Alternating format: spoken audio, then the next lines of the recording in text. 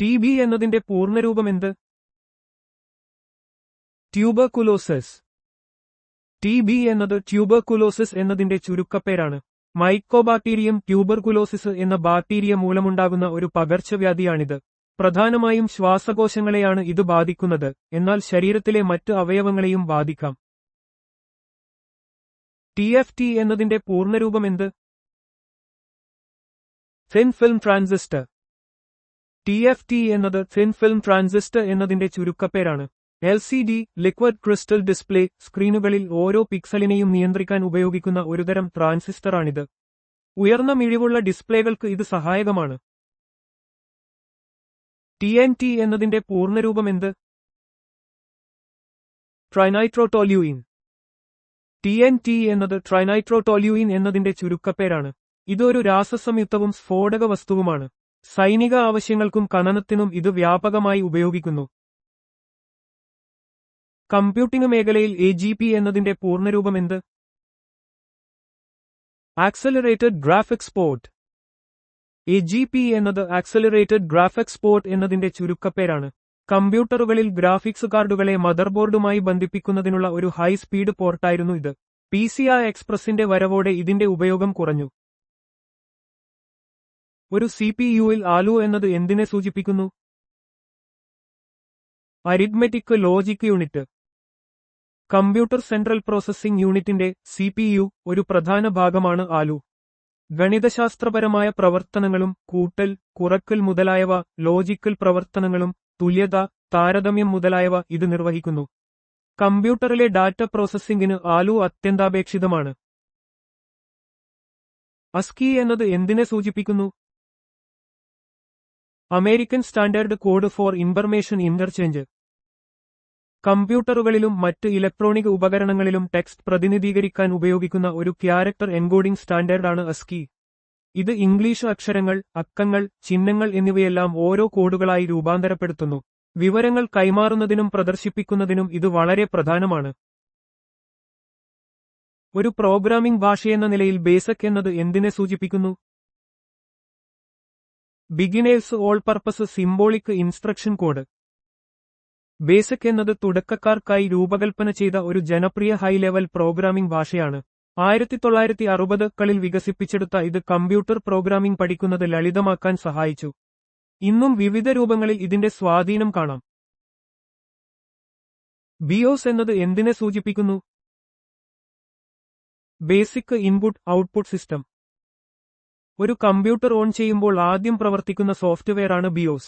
ഇത് operating system load ചെയ്യുന്നതിന് മുമ്പ് ഹാർഡ്വെയർ ഘടകങ്ങൾ, കീബോർഡ്, മൗസ്, ഹാർഡ് ഡ്രൈവ് മുതലായവ തിരിച്ചറിയുകയും അവ ശരിയായി പ്രവർത്തിക്കുന്നുണ്ടെന്ന് ഉറപ്പാക്കുകയും ചെയ്യുന്നു. കമ്പ്യൂട്ടറിന്റെ ബൂട്ട് പ്രക്രിയയിൽ ഇത് നിർണായക പങ്ക് വഹിക്കുന്നു. നെറ്റ്വർക്കിംഗിൽ CAN എന്നത് എന്തിനെ സൂചിപ്പിക്കുന്നു? Campus area network. ഒരു ക്യാമ്പസ് ഏരിയ നെറ്റ്വർക്ക് CAN എന്നത് ഒരൊറ്റ കാമ്പസിനുള്ളിൽ, ഉദാഹരണത്തിന് ഒരു സർവകലാശാല അല്ലെങ്കിൽ വലിയ കമ്പനി സ്ഥിതി ചെയ്യുന്ന ഒന്നിലധികം ലോക്കൽ ഏരിയ നെറ്റ്വർക്കുകളെ LAN ബന്ധിപ്പിക്കുന്ന ഒരു കമ്പ്യൂട്ടർ നെറ്റ്വർക്കാണ്. ഇത് LAN-നേക്കാൾ വലുതും എന്നാൽ WAN-നേക്കാൾ വൈഡ് ഏരിയ നെറ്റ്വർക്ക് ചെറുതുമാണ്. വേഗത്തിലുള്ള ഡാറ്റ കൈമാറ്റവും വിഭവങ്ങളുടെ പങ്കുവെക്കലും ഇത് സാധ്യമാക്കുന്നു. സർട്ടിഫിക്കേഷനുകളിൽ CCNA എന്നത് എന്തിനെ സൂചിപ്പിക്കുന്നു? Cisco certified network associate. CCNA Cisco certified network associate എന്നത് സിസ്കോ സിസ്റ്റംസ് നൽകുന്ന ഒരു IET സർട്ടിഫിക്കേഷനാണ്. നെറ്റ്വർക്കിംഗ് ഫണ്ടമെന്റൽസ്, LAN, WAN പ്രവർത്തനങ്ങൾ, റൂട്ടിംഗ്, സ്വിച്ചിംഗ് ടെക്നോളജികൾ എന്നിവയിൽ അടിസ്ഥാനപരമായ അറിവും കഴിവും ഉള്ളവർക്ക് ഈ സർട്ടിഫിക്കേഷൻ ലഭിക്കുന്നു. IET മേഖലയിൽ നെറ്റ്വർക്കിംഗ് ജോലികൾക്ക് ഇത് വളരെ പ്രാധാന്യമുള്ള ഒരു യോഗ്യതയായി കണക്കാക്കപ്പെടുന്നു. CD എന്നത് എന്തിനെ സൂചിപ്പിക്കുന്നു? Compact disk. CD compact disk എന്നത് ഡിജിറ്റൽ ഡാറ്റ സംഭരിക്കുന്നതിനും പ്ലേ ചെയ്യുന്നതിനും ഉപയോഗിക്കുന്ന ഒരു ഒപ്റ്റിക്കൽ ഡിസ്ക് ഫോർമാറ്റാണ്. 1980കളിൽ സോണി, ഫിലിപ്സ് എന്നിവർ ചേർന്ന് വികസിപ്പിച്ചെടുത്ത ഇത് സംഗീതത്തിനും ഡാറ്റ സംഭരണത്തിനും വിപ്ലവം സൃഷ്ടിച്ചു. ഓഡിയോ സിഡികൾ, CD-ROMകൾ, CDRകൾ, CDRW എന്നിവ ഇതിന്റെ വിവിധ രൂപങ്ങളാണ്. സൈബർ സുരക്ഷയിൽ CE എന്നത് എന്തിനെ സൂചിപ്പിക്കുന്നു? സർട്ടിഫൈഡ് എത്തിക്കൽ ഹാക്കർ. സർട്ടിഫൈഡ് എത്തിക്കൽ ഹാക്കർ എന്നത് ഒരു സൈബർ സുരക്ഷാ സർട്ടിഫിക്കേഷനാണ്. സിസ്റ്റങ്ങളിലെയും നെറ്റ്വർക്കുകളിലെയും ബലഹീനതകൾ തിരിച്ചറിയാനും അവ പരിഹരിക്കാനും ഒരു എത്തിക്കൽ ഹാക്കർക്ക് കഴിയണം. ഇത് സൈബർ കുറ്റകൃത്യങ്ങളിൽ നിന്ന് വിവരങ്ങളെയും സിസ്റ്റങ്ങളെയും സംരക്ഷിക്കുന്നതിന് നിർണായകമാണ്. കമ്പ്യൂട്ടിംഗിൽ CMD എന്നത് എന്തിനെ സൂചിപ്പിക്കുന്നു? കമാൻഡ്. കമ്പ്യൂട്ടിംഗിൽ CMD എന്നത് കമാൻഡ് പ്രോംപ്റ്റിനെയാണ് സാധാരണയായി സൂചിപ്പിക്കുന്നത്. ഇത് ഒരു ഓപ്പറേറ്റിംഗ് സിസ്റ്റത്തിനുള്ളിലെ കമാൻഡ് ലൈൻ ഇന്റർപ്രട്ടറാണ്. ഉപയോക്താക്കൾക്ക് ടെക്സ്റ്റ് കമാൻഡുകൾ നൽകി കമ്പ്യൂട്ടറുമായി സംവദിക്കാനും വിവിധ പ്രവർത്തനങ്ങൾ നടത്താനും ഇത് സഹായിക്കുന്നു. CMOS എന്നത് എന്തിനെ സൂചിപ്പിക്കുന്നു? Complementary metal oxide semiconductor. CMOS എന്നത് ലോ പവർ കമ്പ്യൂട്ടർ ചിപ്പുകൾ നിർമ്മിക്കാൻ ഉപയോഗിക്കുന്ന ഒരു സാങ്കേതികവിദ്യയാണ്. കമ്പ്യൂട്ടറിന്റെ തീയതി, സമയം, സിസ്റ്റം കോൺഫിഗറേഷൻ ക്രമീകരണങ്ങൾ എന്നിവ സൂക്ഷിക്കുന്ന ഒരു ചെറിയ ബാറ്ററി പവർഡ് മെമ്മറി ചിപ്പാണ് BIOSിൽ സാധാരണയായി CMOS. ബാറ്ററി തീർന്നാൽ ഈ വിവരങ്ങൾ നഷ്ടപ്പെടാൻ സാധ്യതയുണ്ട്. ഒരു പ്രോഗ്രാമിംഗ് ഭാഷയെന്ന നിലയിൽ COBOLന്റെ പൂർണ്ണരൂപം എന്താണ്? Common business oriented language, common business oriented language. COBOL, common business oriented language, ഒരു ഹൈ ലെവൽ പ്രോഗ്രാമിംഗ് ഭാഷയാണ്. 1959-ൽ രൂപകൽപ്പന ചെയ്ത ഇത് ബിസിനസ് ആപ്ലിക്കേഷനുകൾക്കായി പ്രത്യേകം നിർമ്മിച്ചതാണ്. ബാങ്കിംഗ്, ഇൻഷുറൻസ് തുടങ്ങിയ വ്യവസായങ്ങളിൽ ഇത് ഇന്നും വ്യാപകമായി ഉപയോഗിക്കപ്പെടുന്നു. CPUന്റെ പൂർണ്ണരൂപം എന്താണ്? Central processing unit, central processing unit. കമ്പ്യൂട്ടറിന്റെ മസ്തിഷ്കം എന്നാണ് CPU അഥവാ സെൻട്രൽ പ്രോസസ്സിംഗ് യൂണിറ്റ് അറിയപ്പെടുന്നത്. എല്ലാ കമ്പ്യൂട്ടർ പ്രോഗ്രാമുകളിലെയും നിർദ്ദേശങ്ങൾ ഇത് എക്സിക്യൂട്ട് ചെയ്യുകയും അടിസ്ഥാന ഗണിതവും ലോജിക് പ്രവർത്തനങ്ങളും നടത്തുകയും ചെയ്യുന്നു. ഡാറ്റ പ്രോസസ്സിംഗിന്റെ കേന്ദ്രമാണിത്. വെബ് ഡെവലപ്മെന്റിൽ CSSന്റെ പൂർണ്ണരൂപം എന്താണ്? Cascading style sheets, cascading style sheets. Web പേജുകളുടെ രൂപകൽപ്പനയും അവതരണവും നിയന്ത്രിക്കുന്ന ഒരു സ്റ്റൈൽ ഷീറ്റ് ഭാഷയാണ് CSS അഥവാ കാസ്കേഡിംഗ് സ്റ്റൈൽ ഷീറ്റ്സ്. HTML ഘടകങ്ങൾ വെബ് പേജുകളിൽ എങ്ങനെ പ്രദർശിപ്പിക്കണമെന്ന് ഇത് നിർവചിക്കുന്നു. ഇത് വെബ്സൈറ്റുകൾക്ക് മനോഹരമായ രൂപം നൽകാൻ സഹായിക്കുന്നു. കമ്പ്യൂട്ടിംഗിൽ DBMSന്റെ പൂർണ്ണരൂപം എന്താണ്? Database management system, database management system. DBMS അഥവാ ഡാറ്റാബേസ് മാനേജ്മെന്റ് സിസ്റ്റം എന്നത് ഡാറ്റാബേസുകൾ നിർമ്മിക്കാനും കൈകാര്യം ചെയ്യാനും വീണ്ടെടുക്കാനും പുതുക്കാനുമുള്ള സോഫ്റ്റ്വെയറുകളുടെ ഒരു കൂട്ടമാണ്. ഇത് ഡാറ്റയുടെ കാര്യക്ഷമമായ സംഭരണവും ഓർഗനൈസേഷനും ഉറപ്പാക്കുന്നു. SQL ഒരു സാധാരണ DBMS ഇന്റർഫേസ് ആണ്. സൈബർ സുരക്ഷയിൽ DOSന്റെ പൂർണ്ണരൂപം എന്താണ്? Distributed denial of service, distributed denial of service. DDoS, distributed denial of service എന്നത് ഒരുതരം സൈബർ ആക്രമണമാണ്. ഒരു വെബ്സൈറ്റിനെയോ സെർവറിനെയോ അമിതമായി ട്രാഫിക് കൊണ്ട് നിറച്ച് അതിന്റെ സേവനങ്ങൾ തടസ്സപ്പെടുത്താൻ ഈ ആക്രമണങ്ങൾ ശ്രമിക്കുന്നു. ഇത് പല കമ്പ്യൂട്ടറുകളിൽ നിന്നായി ഒരേസമയം ആക്രമണം നടത്തുന്നു. ഒരു കമാൻഡ് എന്ന നിലയിൽ DIRന്റെ പൂർണ്ണരൂപം എന്താണ്? ഡയറക്ടറി. DIR എന്നത് കമാൻഡ് ലൈൻ ഇന്റർഫേസുകളിൽ CLI ഉപയോഗിക്കുന്ന ഒരു കമാൻഡാണ്. ഒരു പ്രത്യേക ഡയറക്ടറിയിലുള്ള ഫയലുകളുടെയും സബ് ഡയറക്ടറികളുടെയും ലിസ്റ്റ് പ്രദർശിപ്പിക്കാൻ ഇത് സഹായിക്കുന്നു. വിൻഡോസ് കമാൻഡ് പ്രോംപ്റ്റ് എന്നിവയിൽ ഇത് സാധാരണയായി ഉപയോഗിക്കുന്നു. ഒരു ഫയൽ എക്സ്റ്റൻഷൻ എന്ന നിലയിൽ ഡോക്കിന്റെ പൂർണ്ണരൂപം എന്താണ്? ഡോക്യുമെന്റ്. ഡോക്ക് എന്നത് മൈക്രോസോഫ്റ്റ് വേർഡ് പ്രോസസറിനായുള്ള ഒരു ഫയൽ ഫോർമാറ്റിന്റെ പേരാണ്. ഇത് പ്രധാനമായും ടെക്സ്റ്റ് ഡോക്യുമെന്റുകൾക്കായി ഉപയോഗിക്കുന്നു. ഇപ്പോൾ ഡോക്സ് എന്ന പുതിയതും കൂടുതൽ മെച്ചപ്പെട്ടതുമായ ഫോർമാറ്റ് വ്യാപകമായി ഉപയോഗിക്കപ്പെടുന്നുണ്ട്. DVDയുടെ പൂർണ്ണരൂപം എന്താണ്? Digital versatile disc. DVD digital versatile disc എന്നത് ഒപ്റ്റിക്കൽ ഡിസ്ക് സ്റ്റോറേജ് ഫോർമാറ്റാണ്. CDയേക്കാൾ വലിയ അളവിലുള്ള ഡാറ്റ സംഭരിക്കാൻ ഇതിന് കഴിയും. സിനിമകളും മറ്റ് മൾട്ടിമീഡിയ ഉള്ളടക്കങ്ങളും സൂക്ഷിക്കാൻ ഇത് വ്യാപകമായി ഉപയോഗിച്ചിരുന്നു. EDSACന്റെ പൂർണ്ണരൂപം എന്താണ്?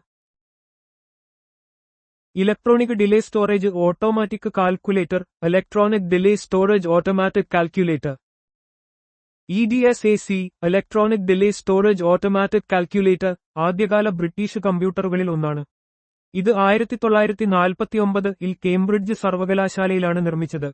പ്രോഗ്രാമുകൾ ഇലക്ട്രോണിക് സംഭരിക്കാൻ കഴിയുന്ന ആദ്യത്തെ കമ്പ്യൂട്ടറുകളിൽ ഒന്നായിരുന്നു ഇത്. FTPയുടെ പൂർണ്ണരൂപം എന്താണ്? File transfer protocol, file transfer protocol. FTP, file transfer protocol എന്നത് കമ്പ്യൂട്ടർ നെറ്റ്വർക്കിലൂടെ ഫയലുകൾ കൈമാറ്റം ചെയ്യുന്നതിനുള്ള ഒരു സ്റ്റാൻഡേർഡ് നെറ്റ്വർക്ക് പ്രോട്ടോക്കോളാണ്. ഒരു ക്ലയന്റും സെർവറും തമ്മിൽ ഫയലുകൾ അപ്ലോഡ് ചെയ്യാനും ഡൗൺലോഡ് ചെയ്യാനും ഇത് ഉപയോഗിക്കുന്നു. വെബ്സൈറ്റുകളിലേക്ക് ഫയലുകൾ അപ്ലോഡ് ചെയ്യാൻ ഇത് വ്യാപകമായി ഉപയോഗിക്കപ്പെടുന്നു. GHz എന്നതിന്റെ പൂർണ്ണരൂപം എന്താണ്? ഗിഗാഹെർട്സ്. GHz അഥവാ ഗിഗാഹെർട്സ് എന്നത് ഒരു സെക്കൻഡിൽ 1 ബില്യൺ സൈക്കിളുകൾ എന്ന അളവിൽ ആവൃത്തി, ഫ്രീക്വൻസി സൂചിപ്പിക്കുന്ന ഒരു ഏകകമാണ്. കമ്പ്യൂട്ടർ പ്രോസസ്സറുകളുടെ വേഗത അളക്കുന്നതിന് ഇത് സാധാരണയായി ഉപയോഗിക്കുന്നു. കമ്പ്യൂട്ടിംഗിൽ GI എന്നതിന്റെ പൂർണ്ണരൂപം എന്താണ്? Graphical user interface. GI അഥവാ ഗ്രാഫിക്കൽ യൂസർ ഇന്റർഫേസ് എന്നത് ഉപയോക്താക്കളെ ചിത്രങ്ങൾ, ചിഹ്നങ്ങൾ, ബട്ടണുകൾ എന്നിവ ഉപയോഗിച്ച് കമ്പ്യൂട്ടറുമായി സംവദിക്കാൻ അനുവദിക്കുന്ന ഒരു യൂസർ ഇന്റർഫേസ് രൂപമാണ്. ഇത് ടെക്സ്റ്റ് കമാൻഡുകൾക്ക് പകരം വിഷ്വൽ ഘടകങ്ങൾ ഉപയോഗിക്കുന്നു. കമ്പ്യൂട്ടിംഗിൽ HDD എന്നതിന്റെ പൂർണ്ണരൂപം എന്താണ്? Hard disk drive. HDD അഥവാ ഹാർഡ് ഡിസ്ക് ഡ്രൈവ് എന്നത് കമ്പ്യൂട്ടറുകളിൽ വിവരങ്ങൾ സംഭരിക്കുന്നതിനുള്ള ഒരു ഇലക്ട്രോമെക്കാനിക്കൽ ഡാറ്റ സ്റ്റോറേജ് ഉപകരണമാണ്. ഓപ്പറേറ്റിംഗ് സിസ്റ്റം, സോഫ്റ്റ്വെയറുകൾ, ഉപയോക്തൃ ഫയലുകൾ എന്നിവ സ്ഥിരമായി ഇതിൽ ശേഖരിക്കുന്നു. HTML എന്നതിന്റെ പൂർണ്ണരൂപം എന്താണ്? Hypertext markup language. HTML അഥവാ ഹൈപ്പർടെക്സ്റ്റ് മാർക്കപ്പ് ലാംഗ്വേജ് എന്നത് വെബ് പേജുകൾ നിർമ്മിക്കാൻ ഉപയോഗിക്കുന്ന ഒരു സ്റ്റാൻഡേർഡ് മാർക്കപ്പ് ഭാഷയാണ്. വെബ് ബ്രൗസറുകളിൽ പ്രദർശിപ്പിക്കേണ്ട ടെക്സ്റ്റ്, ചിത്രങ്ങൾ, മറ്റ് മൾട്ടിമീഡിയ ഘടകങ്ങൾ എന്നിവയുടെ ഘടന നിർവചിക്കാൻ ഇത് സഹായിക്കുന്നു. HTTP എന്നതിന്റെ പൂർണ്ണരൂപം എന്താണ്? Hypertext transfer protocol. HTTP അഥവാ ഹൈപ്പർടെക്സ്റ്റ് ട്രാൻസ്ഫർ പ്രോട്ടോകോൾ എന്നത് വേൾഡ് വൈഡ് വെബിൽ ഡാറ്റ കൈമാറ്റം ചെയ്യുന്നതിനുള്ള ഒരു അടിസ്ഥാന പ്രോട്ടോകോളാണ്. വെബ് സെർവറുകളിൽ നിന്ന് വെബ് ബ്രൗസറുകളിലേക്ക് വിവരങ്ങൾ കൈമാറാൻ ഇത് ഉപയോഗിക്കുന്നു. HTTPS എന്നതിന്റെ പൂർണ്ണരൂപം എന്താണ്? Hypertext transfer protocol secure. HTTPS അഥവാ ഹൈപ്പർടെക്സ്റ്റ് ട്രാൻസ്ഫർ പ്രോട്ടോകോൾ സെക്യൂർ എന്നത് HTTPയുടെ ഒരു സുരക്ഷിതമായ പതിപ്പാണ്. എൻക്രിപ്ഷൻ ഉപയോഗിച്ച് വെബ് സെർവറുകളും ബ്രൗസറുകളും തമ്മിലുള്ള ആശയവിനിമയം സുരക്ഷിതമാക്കാൻ ഇത് സഹായിക്കുന്നു. ഇത് ഡാറ്റ ചോർച്ച തടയുന്നു. ഇലക്ട്രോണിക്സിൽ IC എന്നതിന്റെ പൂർണ്ണരൂപം എന്താണ്? Integrated circuit. IC അഥവാ ഇന്റഗ്രേറ്റഡ് സർക്യൂട്ട് എന്നത് ഒരു ചെറിയ സെമികണ്ടക്ടർ ചിപ്പിൽ നിർമ്മിച്ച ഒരു കൂട്ടം ഇലക്ട്രോണിക് സർക്യൂട്ടുകളാണ്. ഇത് കമ്പ്യൂട്ടറുകൾ, മൊബൈൽ ഫോണുകൾ, മറ്റ് ഇലക്ട്രോണിക് ഉപകരണങ്ങൾ എന്നിവയുടെ പ്രവർത്തനത്തിൽ നിർണായക പങ്ക് വഹിക്കുന്നു. ICT എന്നതിന്റെ പൂർണ്ണരൂപം എന്താണ്? Information and communication technologies. ICT അഥവാ ഇൻഫർമേഷൻ ആൻഡ് കമ്മ്യൂണിക്കേഷൻ ടെക്നോളജീസ് എന്നത് വിവരങ്ങൾ കൈകാര്യം ചെയ്യാനും ആശയവിനിമയം നടത്താനും സഹായിക്കുന്ന എല്ലാ സാങ്കേതികവിദ്യകളെയും സൂചിപ്പിക്കുന്നു. കമ്പ്യൂട്ടറുകൾ, ഇന്റർനെറ്റ്, മൊബൈൽ ഫോണുകൾ, ബ്രോഡ്കാസ്റ്റിംഗ് മാധ്യമങ്ങൾ എന്നിവ ഇതിൽ ഉൾപ്പെടുന്നു. കമ്പ്യൂട്ടർ ഹാർഡ്വെയറിൽ AD എന്നതിന്റെ പൂർണ്ണരൂപം എന്താണ്? Integrated drive electronics. AD അഥവാ ഇന്റഗ്രേറ്റഡ് ഡ്രൈവ് ഇലക്ട്രോണിക്സ് എന്നത് കമ്പ്യൂട്ടറുകളിലെ സ്റ്റോറേജ് ഉപകരണങ്ങളായ ഹാർഡ് ഡിസ്കുകൾ, ഡ്രൈവുകൾ എന്നിവയെ മദർബോർഡുമായി ബന്ധിപ്പിക്കുന്നതിനുള്ള ഒരു ഇന്റർഫേസ് സ്റ്റാൻഡേർഡ് ആയിരുന്നു. ഇത് ഇപ്പോൾ SATA പോലുള്ള ആധുനിക സാങ്കേതികവിദ്യകളാൽ മാറ്റിസ്ഥാപിക്കപ്പെട്ടു. IP എന്നതിന്റെ പൂർണ്ണരൂപം എന്താണ്? Internet protocol. IP അഥവാ ഇന്റർനെറ്റ് പ്രോട്ടോകോൾ എന്നത് ഇന്റർനെറ്റിലൂടെ ഡാറ്റ പാക്കറ്റുകൾ എങ്ങനെ അയക്കണം എന്നതിനെ നിയന്ത്രിക്കുന്ന നിയമങ്ങളുടെ ഒരു കൂട്ടമാണ്. ഇത് ഓരോ ഉപകരണത്തിനും ഒരു തനതായ IP അഡ്രസ് നൽകി വിവരങ്ങൾ കൃത്യമായ ലക്ഷ്യസ്ഥാനത്ത് എത്തുന്നു എന്ന് ഉറപ്പാക്കുന്നു. ISP എന്നതിന്റെ പൂർണ്ണരൂപം എന്ത്? Internet service provider. ISP, internet service provider എന്നത് വ്യക്തികൾക്കും സ്ഥാപനങ്ങൾക്കും ഇന്റർനെറ്റ് സേവനങ്ങൾ നൽകുന്ന ഒരു കമ്പനിയാണ്. Internet access, web hosting, email സേവനങ്ങൾ എന്നിവ ഇതിൽ ഉൾപ്പെടുന്നു. ലാൻ എന്നതിന്റെ പൂർണ്ണരൂപം എന്ത്? Local area network. LAN, local area network എന്നത് താരതമ്യേന ചെറിയ ഭൂമിശാസ്ത്രപരമായ പ്രദേശത്ത്, സാധാരണയായി ഒരു കെട്ടിടത്തിനുള്ളിലോ അടുത്തടുത്ത കെട്ടിടങ്ങളിലോ കമ്പ്യൂട്ടറുകളെയും മറ്റു ഉപകരണങ്ങളെയും പരസ്പരം ബന്ധിപ്പിക്കുന്ന ഒരു നെറ്റ്വർക്ക് സംവിധാനമാണ്. വിവരങ്ങളും വിഭവങ്ങളും പങ്കിടാൻ ഇത് സഹായിക്കുന്നു. LSIC എന്നതിന്റെ പൂർണ്ണരൂപം എന്ത്? Large scale integrated circuit. LSIC, large scale integrated circuit എന്നത് ഒരൊറ്റ ചിപ്പിൽ ആയിരക്കണക്കിന് ട്രാൻസിസ്റ്ററുകൾ ഉൾക്കൊള്ളുന്ന ഇലക്ട്രോണിക് സർക്യൂട്ടുകളെ സൂചിപ്പിക്കുന്നു. കമ്പ്യൂട്ടറുകളുടെയും മറ്റ് ഇലക്ട്രോണിക് ഉപകരണങ്ങളുടെയും നിർമ്മാണത്തിൽ ഇത് ഒരു പ്രധാന ഘടകമാണ്. നെറ്റ്വർക്കിംഗിൽ MAC എന്നതിന്റെ പൂർണ്ണരൂപം എന്ത്? Media access control. MAC, media access control എന്നത് ഒരു നെറ്റ്വർക്കിലെ ഓരോ ഉപകരണത്തെയും തിരിച്ചറിയുന്ന ഒരു അദ്വിതീയ ഹാർഡ്വെയർ ഐഡന്റിഫയർ ആണ്. ഇത് MAC അഡ്രസ് എന്നും അറിയപ്പെടുന്നു. നെറ്റ്വർക്കിൽ ഡാറ്റ പാക്കറ്റുകൾ കൃത്യമായ ലക്ഷ്യസ്ഥാനത്തേക്ക് എത്തുന്നുവെന്ന് ഉറപ്പാക്കാൻ ഇത് സഹായിക്കുന്നു. നെറ്റ്വർക്കിംഗിൽ MAN എന്നതിന്റെ പൂർണ്ണരൂപം എന്ത്? Metropolitan area network. MAN, metropolitan area network എന്നത് ഒരു നഗരത്തെയോ അതിന്റെ സമീപ പ്രദേശങ്ങളെയോ ഉൾക്കൊള്ളുന്ന തരത്തിലുള്ള ഒരു കമ്പ്യൂട്ടർ നെറ്റ്വർക്കാണ്. LAN കളേക്കാൾ വലുതും WAN കളേക്കാൾ ചെറുതുമായ ഒരു ഭൂമിശാസ്ത്രപരമായ വ്യാപ്തി ഇതിനുണ്ട്. MHZ എന്നതിന്റെ പൂർണ്ണരൂപം എന്ത്? മെഗാഹെർട്സ്. MHZ, മെഗാഹെർട്സ് എന്നത് ആവൃത്തിയുടെ ഒരു ഏകകമാണ്. ഒരു സെക്കൻഡിൽ 10 ലക്ഷം സൈക്കിളുകൾ എന്നതിനെ ഇത് സൂചിപ്പിക്കുന്നു. കമ്പ്യൂട്ടർ പ്രോസസ്സറുകളുടെയും റേഡിയോ തരംഗങ്ങളുടെയും വേഗത അളക്കാൻ ഇത് സാധാരണയായി ഉപയോഗിക്കുന്നു. MICR എന്നതിന്റെ പൂർണ്ണരൂപം എന്ത്? Magnetic ink character recognition. MICR, magnetic ink character recognition എന്നത് ബാങ്കിംഗ് വ്യവസായത്തിൽ ചെക്കുകളിലും മറ്റ് രേഖകളിലും അച്ചടിച്ച വിവരങ്ങൾ വായിക്കാൻ ഉപയോഗിക്കുന്ന ഒരു സാങ്കേതികവിദ്യയാണ്. ഇതിലൂടെ ബാങ്ക് കോഡുകളും അക്കൗണ്ട് നമ്പറുകളും വേഗത്തിൽ പ്രോസസ്സ് ചെയ്യാൻ സാധിക്കുന്നു. ഇലക്ട്രോണിക്സിൽ MOS എന്നതിന്റെ പൂർണ്ണരൂപം എന്ത്? Metal oxide semiconductor. MOS, metal oxide semiconductor എന്നത് ഒരുതരം ട്രാൻസിസ്റ്ററുകളുടെയും ഇന്റഗ്രേറ്റഡ് സർക്യൂട്ടുകളുടെയും അടിസ്ഥാന ഘടനയെ സൂചിപ്പിക്കുന്നു. ആധുനിക ഇലക്ട്രോണിക്സിൽ, പ്രത്യേകിച്ച് മൈക്രോപ്രോസസ്സറുകളിലും മെമ്മറി ചിപ്പുകളിലും ഇത് വ്യാപകമായി ഉപയോഗിക്കുന്നു. OS എന്നതിന്റെ പൂർണ്ണരൂപം എന്ത്? Operating system. OS, operating system എന്നത് കമ്പ്യൂട്ടർ ഹാർഡ്വെയറും സോഫ്റ്റ്വെയർ വിഭവങ്ങളും നിയന്ത്രിക്കുകയും കമ്പ്യൂട്ടർ പ്രോഗ്രാമുകൾക്ക് പൊതുവായ സേവനങ്ങൾ നൽകുകയും ചെയ്യുന്ന ഒരു സിസ്റ്റം സോഫ്റ്റ്വെയർ ആണ്. വിൻഡോസ്, മാക് OS, ലിനക്സ് എന്നിവ പ്രധാന ഉദാഹരണങ്ങളാണ്. നെറ്റ്വർക്കിംഗിൽ PAN എന്നതിന്റെ പൂർണ്ണരൂപം എന്ത്? Personal area network. PAN, personal area network എന്നത് ഒരു വ്യക്തിയുടെ ചുറ്റുമുള്ള ചെറിയ പ്രദേശത്ത് കമ്പ്യൂട്ടറുകളെയും മറ്റ് ഉപകരണങ്ങളെയും, ഉദാഹരണത്തിന് സ്മാർട്ട്ഫോണുകൾ, ടാബ്ലറ്റുകൾ, ഹെഡ്സെറ്റുകൾ ബന്ധിപ്പിക്കുന്ന ഒരു നെറ്റ്വർക്കാണ്. ബ്ലൂടൂത്ത് പോലുള്ള വയർലെസ് സാങ്കേതികവിദ്യകൾ ഇതിന് ഉദാഹരണമാണ്. PC എന്നതിന്റെ പൂർണ്ണരൂപം എന്ത്? Personal computer. PC എന്നത് പേഴ്സണൽ കമ്പ്യൂട്ടർ എന്നതിന്റെ ചുരുക്കരൂപമാണ്. മൈക്രോപ്രൊസസ്സറുകൾ ഉപയോഗിച്ച് വ്യക്തിഗത ഉപയോഗത്തിനായി രൂപകൽപ്പന ചെയ്ത ഈ കമ്പ്യൂട്ടറുകൾ വിവരസാങ്കേതികവിദ്യയിൽ വിപ്ലവം സൃഷ്ടിച്ചു. 1970കളിൽ ആവിർഭവിച്ച ഇവ ദൈനംദിന ജീവിതത്തിന്റെ അവിഭാജ്യ ഘടകമായി മാറി. PDF എന്നതിന്റെ പൂർണ്ണരൂപം എന്ത്? Portable document format. PDF എന്നത് പോർട്ടബിൾ ഡോക്യുമെന്റ് ഫോർമാറ്റ് എന്നതിന്റെ ചുരുക്കരൂപമാണ്. അഡോബി സിസ്റ്റംസ് വികസിപ്പിച്ചെടുത്ത ഈ ഫയൽ ഫോർമാറ്റ് വ്യത്യസ്ത ഓപ്പറേറ്റിംഗ് സിസ്റ്റങ്ങളിലൂടെയും ആപ്ലിക്കേഷനുകളിലൂടെയും പ്രമാണങ്ങൾ സ്ഥിരമായി അവതരിപ്പിക്കാൻ സഹായിക്കുന്നു. ഇത് ഡിജിറ്റൽ ഡോക്യുമെന്റ് പങ്കുവെക്കുന്നതിനും ആർക്കൈവ് ചെയ്യുന്നതിനും വ്യാപകമായി ഉപയോഗിക്കുന്നു. കമ്പ്യൂട്ടർ ശാസ്ത്രത്തിൽ PDT എന്നതിന്റെ പൂർണ്ണരൂപം എന്ത്? Parallel data transmission. കമ്പ്യൂട്ടർ ശാസ്ത്രത്തിൽ PDT എന്നത് പാരലൽ ഡാറ്റ ട്രാൻസ്മിഷൻ എന്നതിനെ സൂചിപ്പിക്കുന്നു. ഈ രീതിയിൽ ഡാറ്റയുടെ ഒന്നിലധികം ബിറ്റുകൾ ഒരേ സമയം സമാന്തര ചാനലുകളിലൂടെ കൈമാറ്റം ചെയ്യപ്പെടുന്നു. കുറഞ്ഞ ദൂരങ്ങളിലെയും ഉയർന്ന ഡാറ്റാ നിരക്കുകളിലെയും ആശയവിനിമയത്തിന് ഇത് സാധാരണയായി ഉപയോഗിക്കുന്നു. PHP എന്നതിന്റെ പൂർണ്ണരൂപം എന്ത്?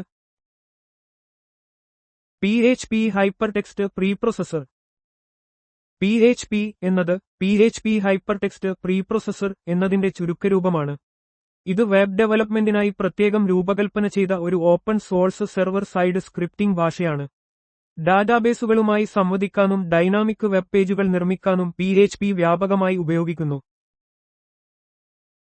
PROM എന്നതിന്റെ പൂർണ്ണരൂപം എന്ത്? Programmable read only memory. PROM എന്നത് പ്രോഗ്രാമബിൾ റീഡ് ഓൺലി മെമ്മറി എന്നതിന്റെ ചുരുക്കരൂപമാണ്. ഇത് ഒരു തവണ മാത്രം വിവരങ്ങൾ രേഖപ്പെടുത്താൻ സാധിക്കുന്ന ഒരുതരം നോൺ വോളറ്റൈൽ മെമ്മറിയാണ്. നിർമ്മിക്കുമ്പോൾ ശൂന്യമായ PROM ചിപ്പുകൾക്ക് പ്രത്യേക ഉപകരണങ്ങൾ ഉപയോഗിച്ച് പ്രോഗ്രാം ചെയ്താൽ അതിലെ വിവരങ്ങൾ മാറ്റാൻ സാധിക്കില്ല. RAM എന്നതിന്റെ പൂർണ്ണരൂപം എന്ത്? Random access memory. RAM എന്നത് റാൻഡം ആക്സസ് മെമ്മറി എന്നതിന്റെ ചുരുക്കരൂപമാണ്. ഇത് കമ്പ്യൂട്ടറിന്റെ പ്രവർത്തനത്തിനാവശ്യമായ താൽക്കാലിക ഡാറ്റയും പ്രോഗ്രാം നിർദ്ദേശങ്ങളും സൂക്ഷിക്കുന്ന ഒരുതരം വോളറ്റൈൽ മെമ്മറിയാണ്. കമ്പ്യൂട്ടർ ഷട്ട്ഡൌൺ ചെയ്യുമ്പോൾ ഇതിലെ വിവരങ്ങൾ നഷ്ടപ്പെടുന്നു. വെബ് സുരക്ഷയിൽ RFI എന്നതിന്റെ പൂർണ്ണരൂപം എന്ത്? Remote file inclusion. വെബ് സുരക്ഷാരംഗത്ത് RFI എന്നത് റിമോട്ട് ഫയൽ ഇൻക്ലൂഷൻ എന്നതിനെ സൂചിപ്പിക്കുന്നു. ഇത് ഒരു വെബ് ആപ്ലിക്കേഷനെ വിദൂര സെർവറുകളിൽ നിന്ന് ഫയലുകൾ ഉൾപ്പെടുത്താൻ അനുവദിക്കുന്ന ഒരു സുരക്ഷാ കേടുപാടാണ്. ഇത് ആക്രമണകാരികൾക്ക് വെബ് സെർവറിൽ ദുരുദ്ദേശ്യപരമായ കോഡ് പ്രവർത്തിപ്പിക്കാൻ അവസരം നൽകുന്നു. ROM എന്നതിന്റെ പൂർണ്ണരൂപം എന്ത്? Read only memory. ROM എന്നത് റീഡ് ഓൺലി മെമ്മറി എന്നതിന്റെ ചുരുക്കരൂപമാണ്. ഇത് കമ്പ്യൂട്ടറിലെ അടിസ്ഥാന ഓപ്പറേറ്റിംഗ് നിർദ്ദേശങ്ങൾ സ്ഥിരമായി സൂക്ഷിക്കുന്ന ഒരുതരം നോൺ വോളറ്റൈൽ മെമ്മറിയാണ്. കമ്പ്യൂട്ടർ ഷട്ട്ഡൌൺ ചെയ്താലും ഇതിലെ വിവരങ്ങൾ നഷ്ടപ്പെടുന്നില്ല. ഡാറ്റ സ്റ്റോറേജ് രംഗത്ത് RW എന്നതിന്റെ പൂർണ്ണരൂപം എന്ത്? റീറൈറ്റബിൾ. ഡാറ്റ സ്റ്റോറേജ് സാഹചര്യങ്ങളിൽ RW എന്നത് റീറൈറ്റബിൾ എന്നതിനെ സൂചിപ്പിക്കുന്നു. ഇത് ഡാറ്റ എഴുതാനും മായ്ക്കാനും വീണ്ടും എഴുതാനും സാധിക്കുന്ന മീഡിയയെ വിവരിക്കുന്നു. തുടങ്ങിയ ഒപ്റ്റിക്കൽ ഡിസ്കുകൾ ഈ സാങ്കേതികവിദ്യ ഉപയോഗിക്കുന്നു. ഇത് ഡാറ്റ സംഭരണത്തിന് കൂടുതൽ സൗകര്യം നൽകുന്നു. കമ്പ്യൂട്ടർ ശാസ്ത്രത്തിൽ SDT എന്നതിന്റെ പൂർണ്ണരൂപം എന്ത്? Serial data transmission. കമ്പ്യൂട്ടർ ശാസ്ത്രത്തിൽ SDT എന്നത് സീരിയൽ ഡാറ്റ ട്രാൻസ്മിഷൻ എന്നതിനെ സൂചിപ്പിക്കുന്നു. ഈ രീതിയിൽ ഡാറ്റയുടെ ബിറ്റുകൾ ഒന്നിനുപുറകെ ഒന്നായി ഒരൊറ്റ ചാനലിലൂടെ കൈമാറ്റം ചെയ്യപ്പെടുന്നു. ദീർഘദൂര ആശയവിനിമയങ്ങൾക്കും വേഗത കുറഞ്ഞ കണക്ഷനുകൾക്കും ഇത് സാധാരണയായി ഉപയോഗിക്കുന്നു, കാരണം ഇതിന് കുറഞ്ഞ ചാനലുകൾ മതി. SEOയുടെ പൂർണ്ണരൂപം എന്താണ്? Search engine optimisation. SEO എന്നത് സെർച്ച് എഞ്ചിൻ ഒപ്റ്റിമൈസേഷൻ എന്നതിന്റെ ചുരുക്കരൂപമാണ്. ഒരു വെബ്സൈറ്റിന്റെ ട്രാഫിക്കും റാങ്കിംഗും വർദ്ധിപ്പിക്കുന്നതിനായി സെർച്ച് എഞ്ചിനുകൾക്ക് കൂടുതൽ എളുപ്പത്തിൽ കണ്ടെത്താവുന്ന രൂപത്തിൽ വെബ് പേജുകൾ മെച്ചപ്പെടുത്തുന്ന പ്രക്രിയയാണിത്. ഇത് ഡിജിറ്റൽ മാർക്കറ്റിംഗിൽ നിർണായക പങ്ക് വഹിക്കുന്നു. SEM എന്നതിന്റെ പൂർണ്ണരൂപം എന്താണ്? Subscriber identification module. SIM എന്നത് സബ്സ്ക്രൈബർ ഐഡന്റിഫിക്കേഷൻ മൊഡ്യൂൾ എന്നതിന്റെ ചുരുക്കപ്പേരാണ്. മൊബൈൽ ഫോണുകളിൽ ഉപയോക്താവിന്റെ വ്യക്തിഗത വിവരങ്ങളും നെറ്റ്വർക്ക് അംഗീകാര വിശദാംശങ്ങളും സംഭരിക്കുന്ന ഒരു സ്മാർട്ട് കാർഡാണിത്. ഓരോ ഉപയോക്താവിനും തനതായ ഒരു തിരിച്ചറിയൽ നൽകാൻ ഇത് സഹായിക്കുന്നു. SIMs-ന്റെ പൂർണ്ണരൂപം എന്താണ്?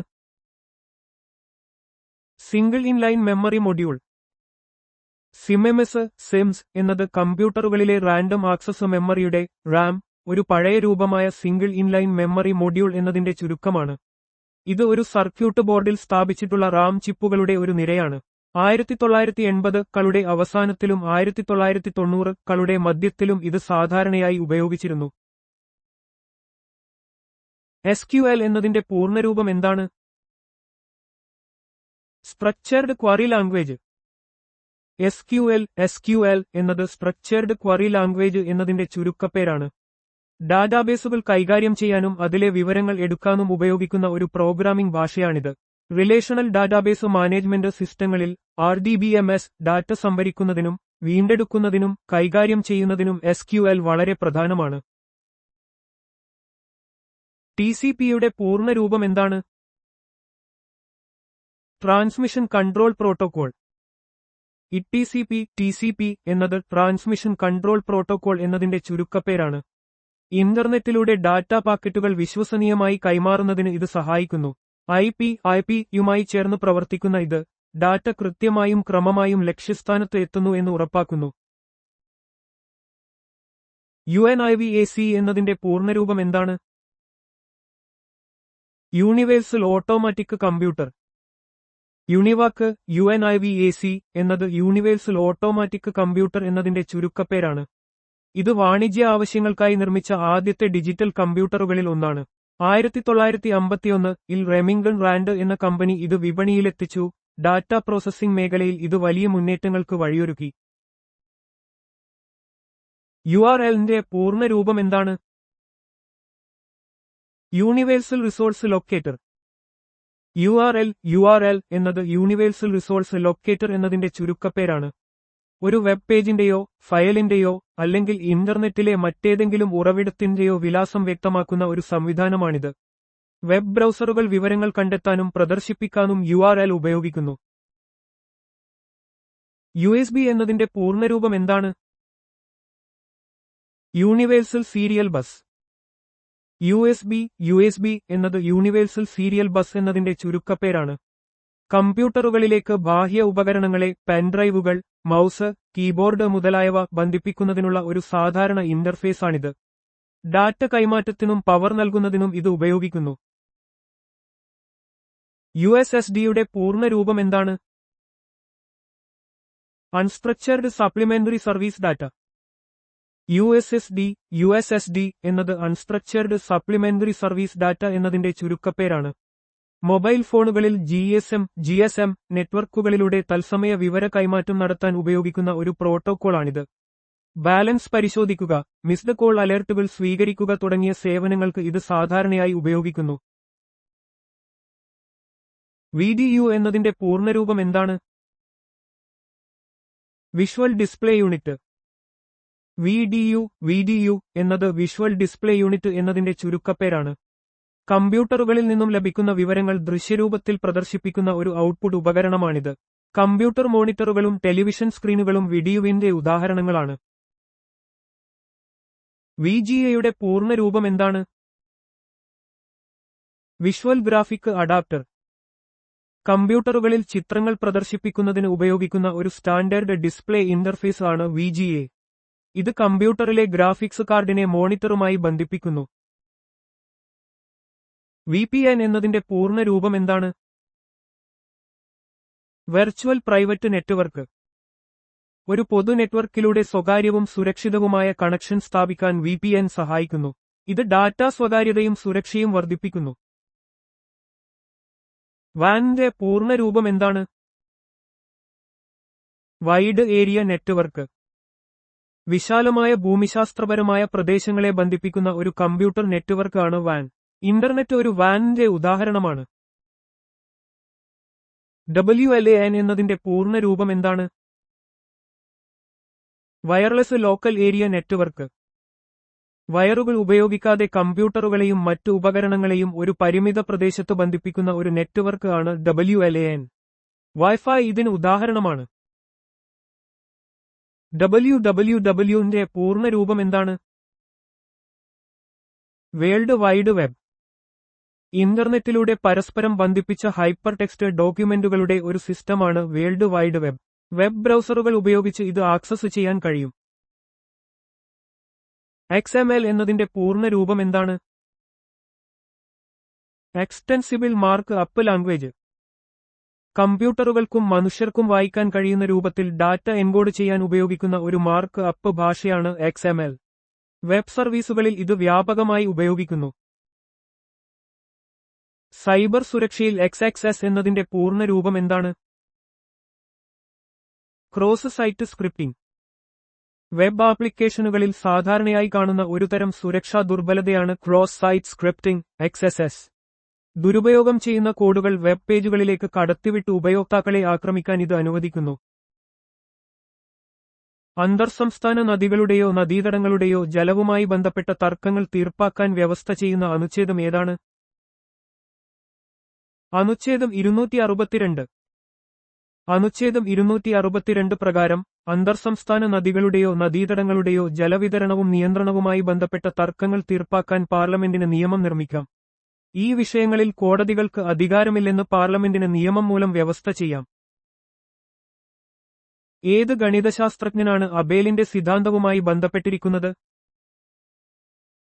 Niels Henrik Abel. നോർവീജിയൻ ഗണിതശാസ്ത്രജ്ഞനായ നീൽസ് ഹെൻറിക്ക് അബേൽ ഗണിതശാസ്ത്രത്തിലെ അബേലിയൻ ഗ്രൂപ്പുകൾക്കും അബേലിന്റെ സിദ്ധാന്തത്തിനും പേരുകേട്ടതാണ്. ക്വിൻഡിക്ക് സമവാക്യങ്ങളുടെ പൊതുവായ പരിഹാരമില്ലെന്ന് അദ്ദേഹം തെളിയിച്ചു. കമ്പ്യൂട്ടർ ശാസ്ത്രത്തിലെ ഏത് നിയമമാണ് ജീൻ അൻഡാളുമായി ബന്ധപ്പെട്ടിരിക്കുന്നത്? അൻഡാളിന്റെ നിയമം. ഒരു കമ്പ്യൂട്ടർ സിസ്റ്റത്തിലെ ഏതെങ്കിലും ഭാഗത്തിന്റെ മെച്ചപ്പെടുത്തൽ സിസ്റ്റത്തിന്റെ മൊത്തത്തിലുള്ള പ്രകടനത്തെ എത്രത്തോളം സ്വാധീനിക്കുമെന്ന് വിവരിക്കുന്ന നിയമമാണ് അൻഡാളിന്റെ നിയമം. കമ്പ്യൂട്ടർ ആർക്കിടെക്ചറിൽ ഇത് പ്രാധാന്യമർഹിക്കുന്നു. ഭൂമിശാസ്ത്രത്തിലെ ആർച്ചിയുടെ നിയമത്തിന് ഏത് ശാസ്ത്രജ്ഞനാണ് അറിയപ്പെടുന്നത്? Guess Archie. ഭൗതിക ഭൂമിശാസ്ത്രത്തിൽ ശിലകളിലെ വൈദ്യുത പ്രതിരോധവും അതിലെ ദ്രാവക ഉള്ളടക്കവും തമ്മിലുള്ള ബന്ധം വിവരിക്കുന്ന നിയമമാണ് ആർച്ചിയുടെ നിയമം. എണ്ണ, വാതക നിക്ഷേപങ്ങൾ കണ്ടെത്താൻ ഇത് സഹായിക്കുന്നു. ആർക്കിമിഡീസ് തത്വം ആവിഷ്കരിച്ചത് ആര്? ആർക്കിമിഡീസ്. ആർക്കിമിഡീസ് തത്വം ഒരു ദ്രാവകത്തിൽ ഭാഗികമായോ പൂർണ്ണമായോ മുങ്ങിക്കിടക്കുന്ന ഒരു വസ്തുവിന് അനുഭവപ്പെടുന്ന പ്ലവക്ഷമ ബലം, ബോയന്റ് ഫോഴ്സ്, ആ വസ്തു നീക്കം ചെയ്യുന്ന ദ്രാവകത്തിന്റെ ഭാരത്തതിന് തുല്യമായിരിക്കുമെന്ന് പ്രസ്താവിക്കുന്നു. കപ്പലുകളുടെ നിർമ്മാണം, അന്തർവാഹിനികൾ, ഹൈഡ്രോമീറ്ററുകൾ എന്നിവയുടെ പ്രവർത്തനത്തിന് ഇത് അടിസ്ഥാനമാണ്. അവോഗാഡ്രോ നിയമം അവതരിപ്പിച്ച ശാസ്ത്രജ്ഞനാര്? അമെഡിയോ അവോഗാഡ്രോ. വാതകങ്ങളുടെ സ്വഭാവത്തെക്കുറിച്ച് അമെഡിയോ അവോഗാഡ്രോ 1811 അവതരിപ്പിച്ച നിയമമാണ് അവോഗാഡ്രോ നിയമം. സ്ഥിരമായ താപനിലയിലും മർദ്ദത്തിലും തുല്യ അളവിലുള്ള വാതകങ്ങളിൽ തുല്യ എണ്ണം തന്മാത്രകൾ അടങ്ങിയിരിക്കും എന്ന് ഈ നിയമം പറയുന്നു. ഇത് രസതന്ത്രത്തിലെ ഒരു അടിസ്ഥാന തത്വമാണ്. ബെൽസ് തിയറം ഏതു മേഖലയിലാണ് പ്രാധാന്യമർഹിക്കുന്നത്? Quantum mechanics. Bell's theorem, Bell's theorem, quantum മെക്കാനിക്സിലെ ഒരു അടിസ്ഥാന തത്വമാണ്. പ്രാദേശിക യാഥാർത്ഥ്യത്തെക്കുറിച്ചുള്ള ചില അനുമാനങ്ങൾ, ലോക്കൽ റിയലിസം, ക്വാണ്ടം മെക്കാനിക്സിന്റെ പ്രവചനങ്ങളുമായി പൊരുത്തപ്പെടുന്നില്ലെന്ന് ഈ സിദ്ധാന്തം തെളിയിക്കുന്നു.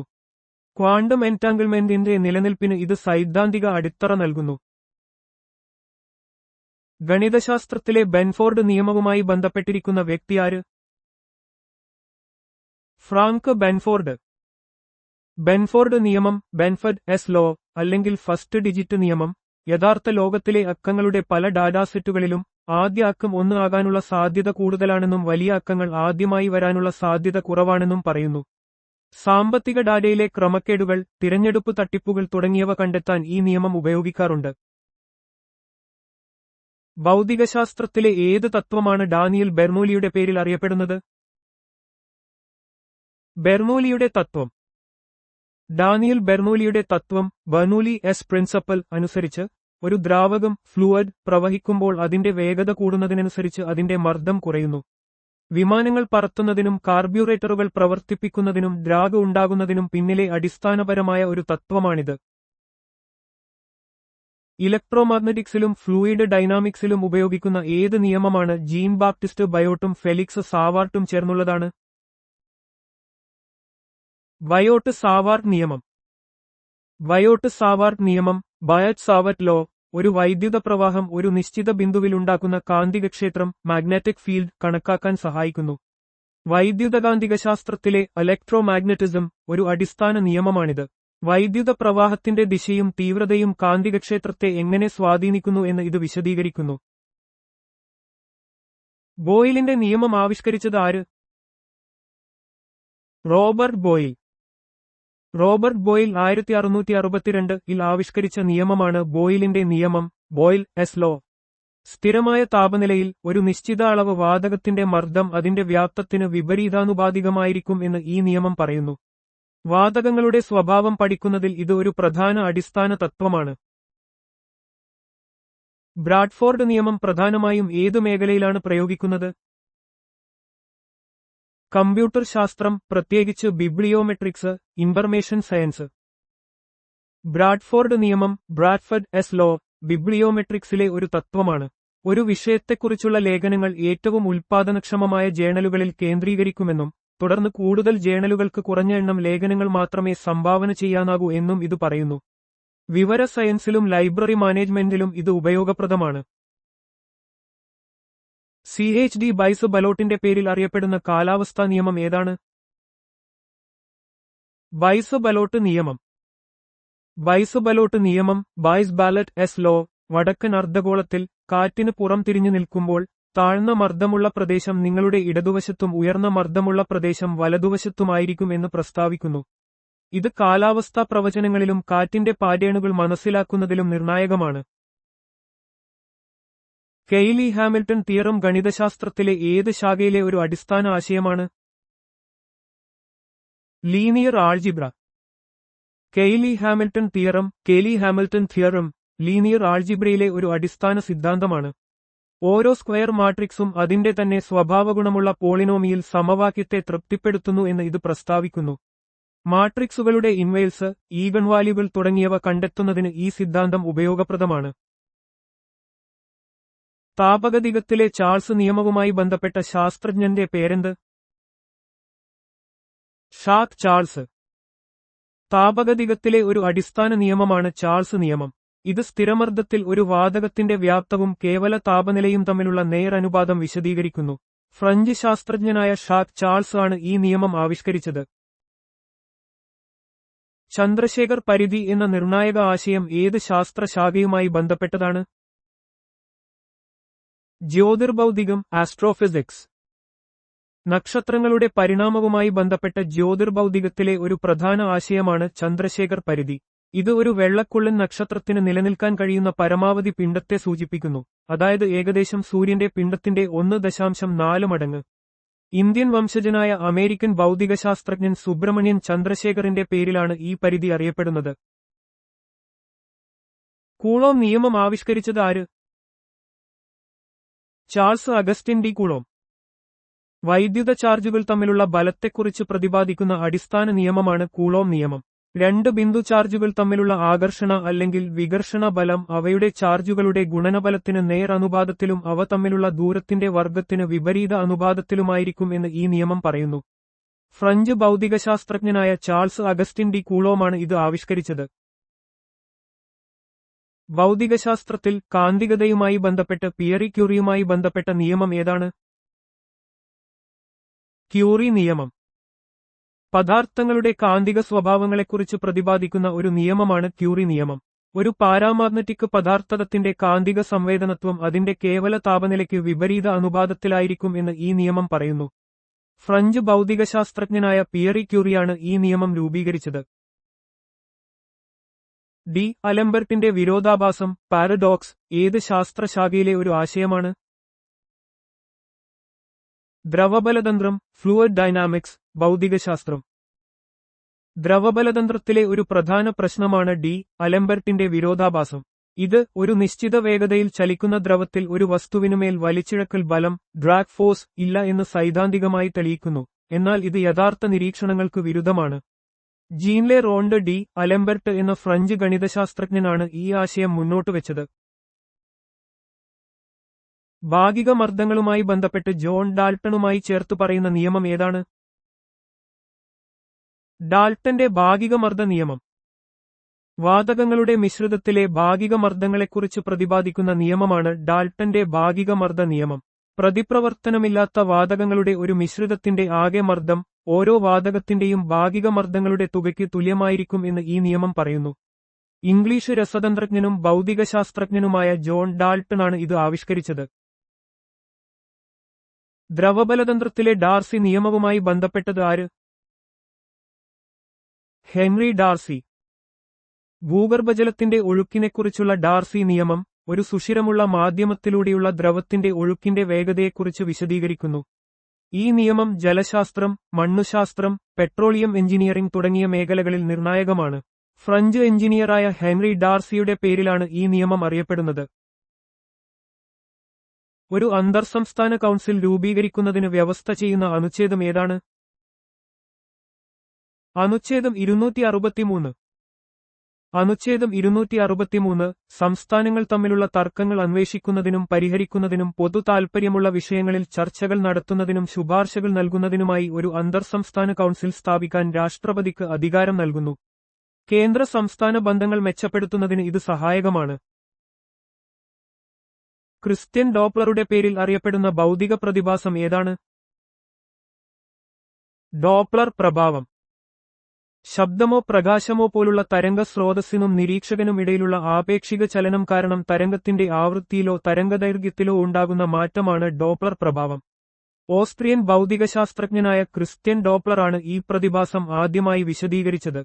വൈദ്യശാസ്ത്രം, ജ്യോതിശാസ്ത്രം, റഡാർ സാങ്കേതികവിദ്യ തുടങ്ങിയ മേഖലകളിൽ ഇതിന് വലിയ പ്രായോഗിക പ്രാധാന്യമുണ്ട്. എഹറൻഫെസ്റ്റിന്റെ സിദ്ധാന്തം ഭൗതികശാസ്ത്രത്തിലെ ഏതു മേഖലയുമായി ബന്ധപ്പെട്ടിരിക്കുന്നു? Quantum mechanics. ക്വാണ്ടം മെക്കാനിക്സിലെ ഒരു അടിസ്ഥാന സിദ്ധാന്തമാണ് എഹറൻഫെസ്റ്റിന്റെ സിദ്ധാന്തം. ഈ സിദ്ധാന്തം ക്വാണ്ടം മെക്കാനിക്സിലെ പ്രതീക്ഷിക്കുന്ന മൂല്യങ്ങളുടെ ചലനം ക്ലാസിക്കൽ മെക്കാനിക്സിലെ ന്യൂട്ടന്റെ നിയമങ്ങളെ എങ്ങനെ അടുത്തുവരുന്നു എന്ന് വിശദീകരിക്കുന്നു. ഡച്ച് സൈദ്ധാന്തിക ഭൗതികശാസ്ത്രജ്ഞനായ പോൾ എഹറൻഫെസ്റ്റിന്റെ പേരിലാണ് ഇത് അറിയപ്പെടുന്നത്. ആപേക്ഷികതാ സിദ്ധാന്തം, ജനറൽ തിയറി ഓഫ് റിലേറ്റിവിറ്റി ആവിഷ്കരിച്ചത് ആര്? Albert Einstein. ഗുരുത്വാകർഷണത്തെക്കുറിച്ചുള്ള ആധുനിക കാഴ്ചപ്പാട് അവതരിപ്പിക്കുന്ന ഭൗതികശാസ്ത്രത്തിലെ ഒരു സുപ്രധാന സിദ്ധാന്തമാണ് ആപേക്ഷികതാ സിദ്ധാന്തം. ആൽബർട്ട് ഐൻസ്റ്റീൻ 1915 ഇത് പ്രസിദ്ധീകരിച്ചു. പ്രപഞ്ചത്തെയും ബ്ലാക്ക് ഹോളുകൾ പോലുള്ള പ്രതിഭാസങ്ങളെയും മനസ്സിലാക്കുന്നതിൽ ഈ സിദ്ധാന്തം വിപ്ലവകരമായ സ്വാധീനം ചെലുത്തി. എർഡോസ്-ബെക്ക് സിദ്ധാന്തം ഏത് അക്കാദമിക് ശാസ്ത്രശാഖയുമായി ബന്ധപ്പെട്ട ആശയമാണ്? ഗണിതശാസ്ത്രം. എർഡോസ്-ബെക്ക് സിദ്ധാന്തം ഡിസ്ക്രീറ്റ് ജ്യാമിതീയവുമായി ബന്ധപ്പെട്ട ഒരു പ്രധാന ഫലമാണ്.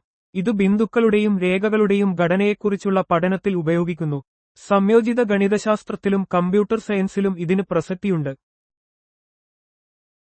രസതന്ത്രത്തിന് അടിസ്ഥാനപരമായ വൈദ്യുത വിശ്ലേഷണ നിയമങ്ങൾ ആവിഷ്കരിച്ച ശാസ്ത്രജ്ഞനാര്? Michael Faraday. വൈദ്യുത വിശ്ലേഷണത്തെക്കുറിച്ചുള്ള നിയമങ്ങൾ മൈക്കിൾ ഫാരഡെയാണ് രൂപീകരിച്ചത്. ഈ നിയമങ്ങൾ വൈദ്യുത പ്രവാഹം ഉപയോഗിച്ച് ഒരു സംയുക്തതത്തെ അതിലെ ഘടകങ്ങളായി വേർതിരിക്കുന്ന പ്രക്രിയയെ വിശദീകരിക്കുന്നു. വ്യാവസായിക രസതന്ത്രത്തിലും ഇലക്ട്രോകെമിസ്ട്രിയിലും ഇതിന് വലിയ പ്രാധാന്യമുണ്ട്. ഫാരഡെയുടെ ഇൻഡക്ഷൻ നിയമം ഭൗതികശാസ്ത്രത്തിലെ ഏത് ശാഖയിലെ അടിസ്ഥാന തത്വമാണ്? വൈദ്യുതകാന്തികശാസ്ത്രം, ഇലക്ട്രോമാഗ്നറ്റിസം. ഫാരഡെയുടെ ഇൻഡക്ഷൻ നിയമം ഒരു കാന്തികക്ഷേത്രത്തിൽ മാറ്റം വരുമ്പോൾ ഒരു ചാലകത്തിൽ വൈദ്യുത പ്രവാഹം എങ്ങനെ ഉത്പാദിപ്പിക്കപ്പെടുന്നു എന്ന് വിശദീകരിക്കുന്നു.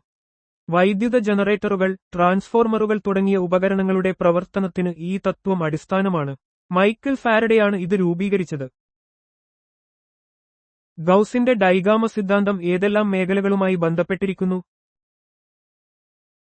ഗണിതശാസ്ത്രവും ഭൗതികശാസ്ത്രവും. ഗൗസിന്റെ ഡൈഗാമ സിദ്ധാന്തം ഗാമ ഫംഗ്ഷനുമായി ബന്ധപ്പെട്ട ഡൈഗാമ ഫംഗ്ഷന്റെ മൂല്യങ്ങളെക്കുറിച്ച് പ്രതിപാദിക്കുന്നു. ഇത് സങ്കീർണ വിശകലനത്തിലും ഗണിത ഭൗതികശാസ്ത്രത്തിലും ഉപയോഗിക്കപ്പെടുന്നു. വിശകലന സിദ്ധാന്തത്തിലെ പ്രധാന ഫലങ്ങളിൽ ഒന്നാണിത്.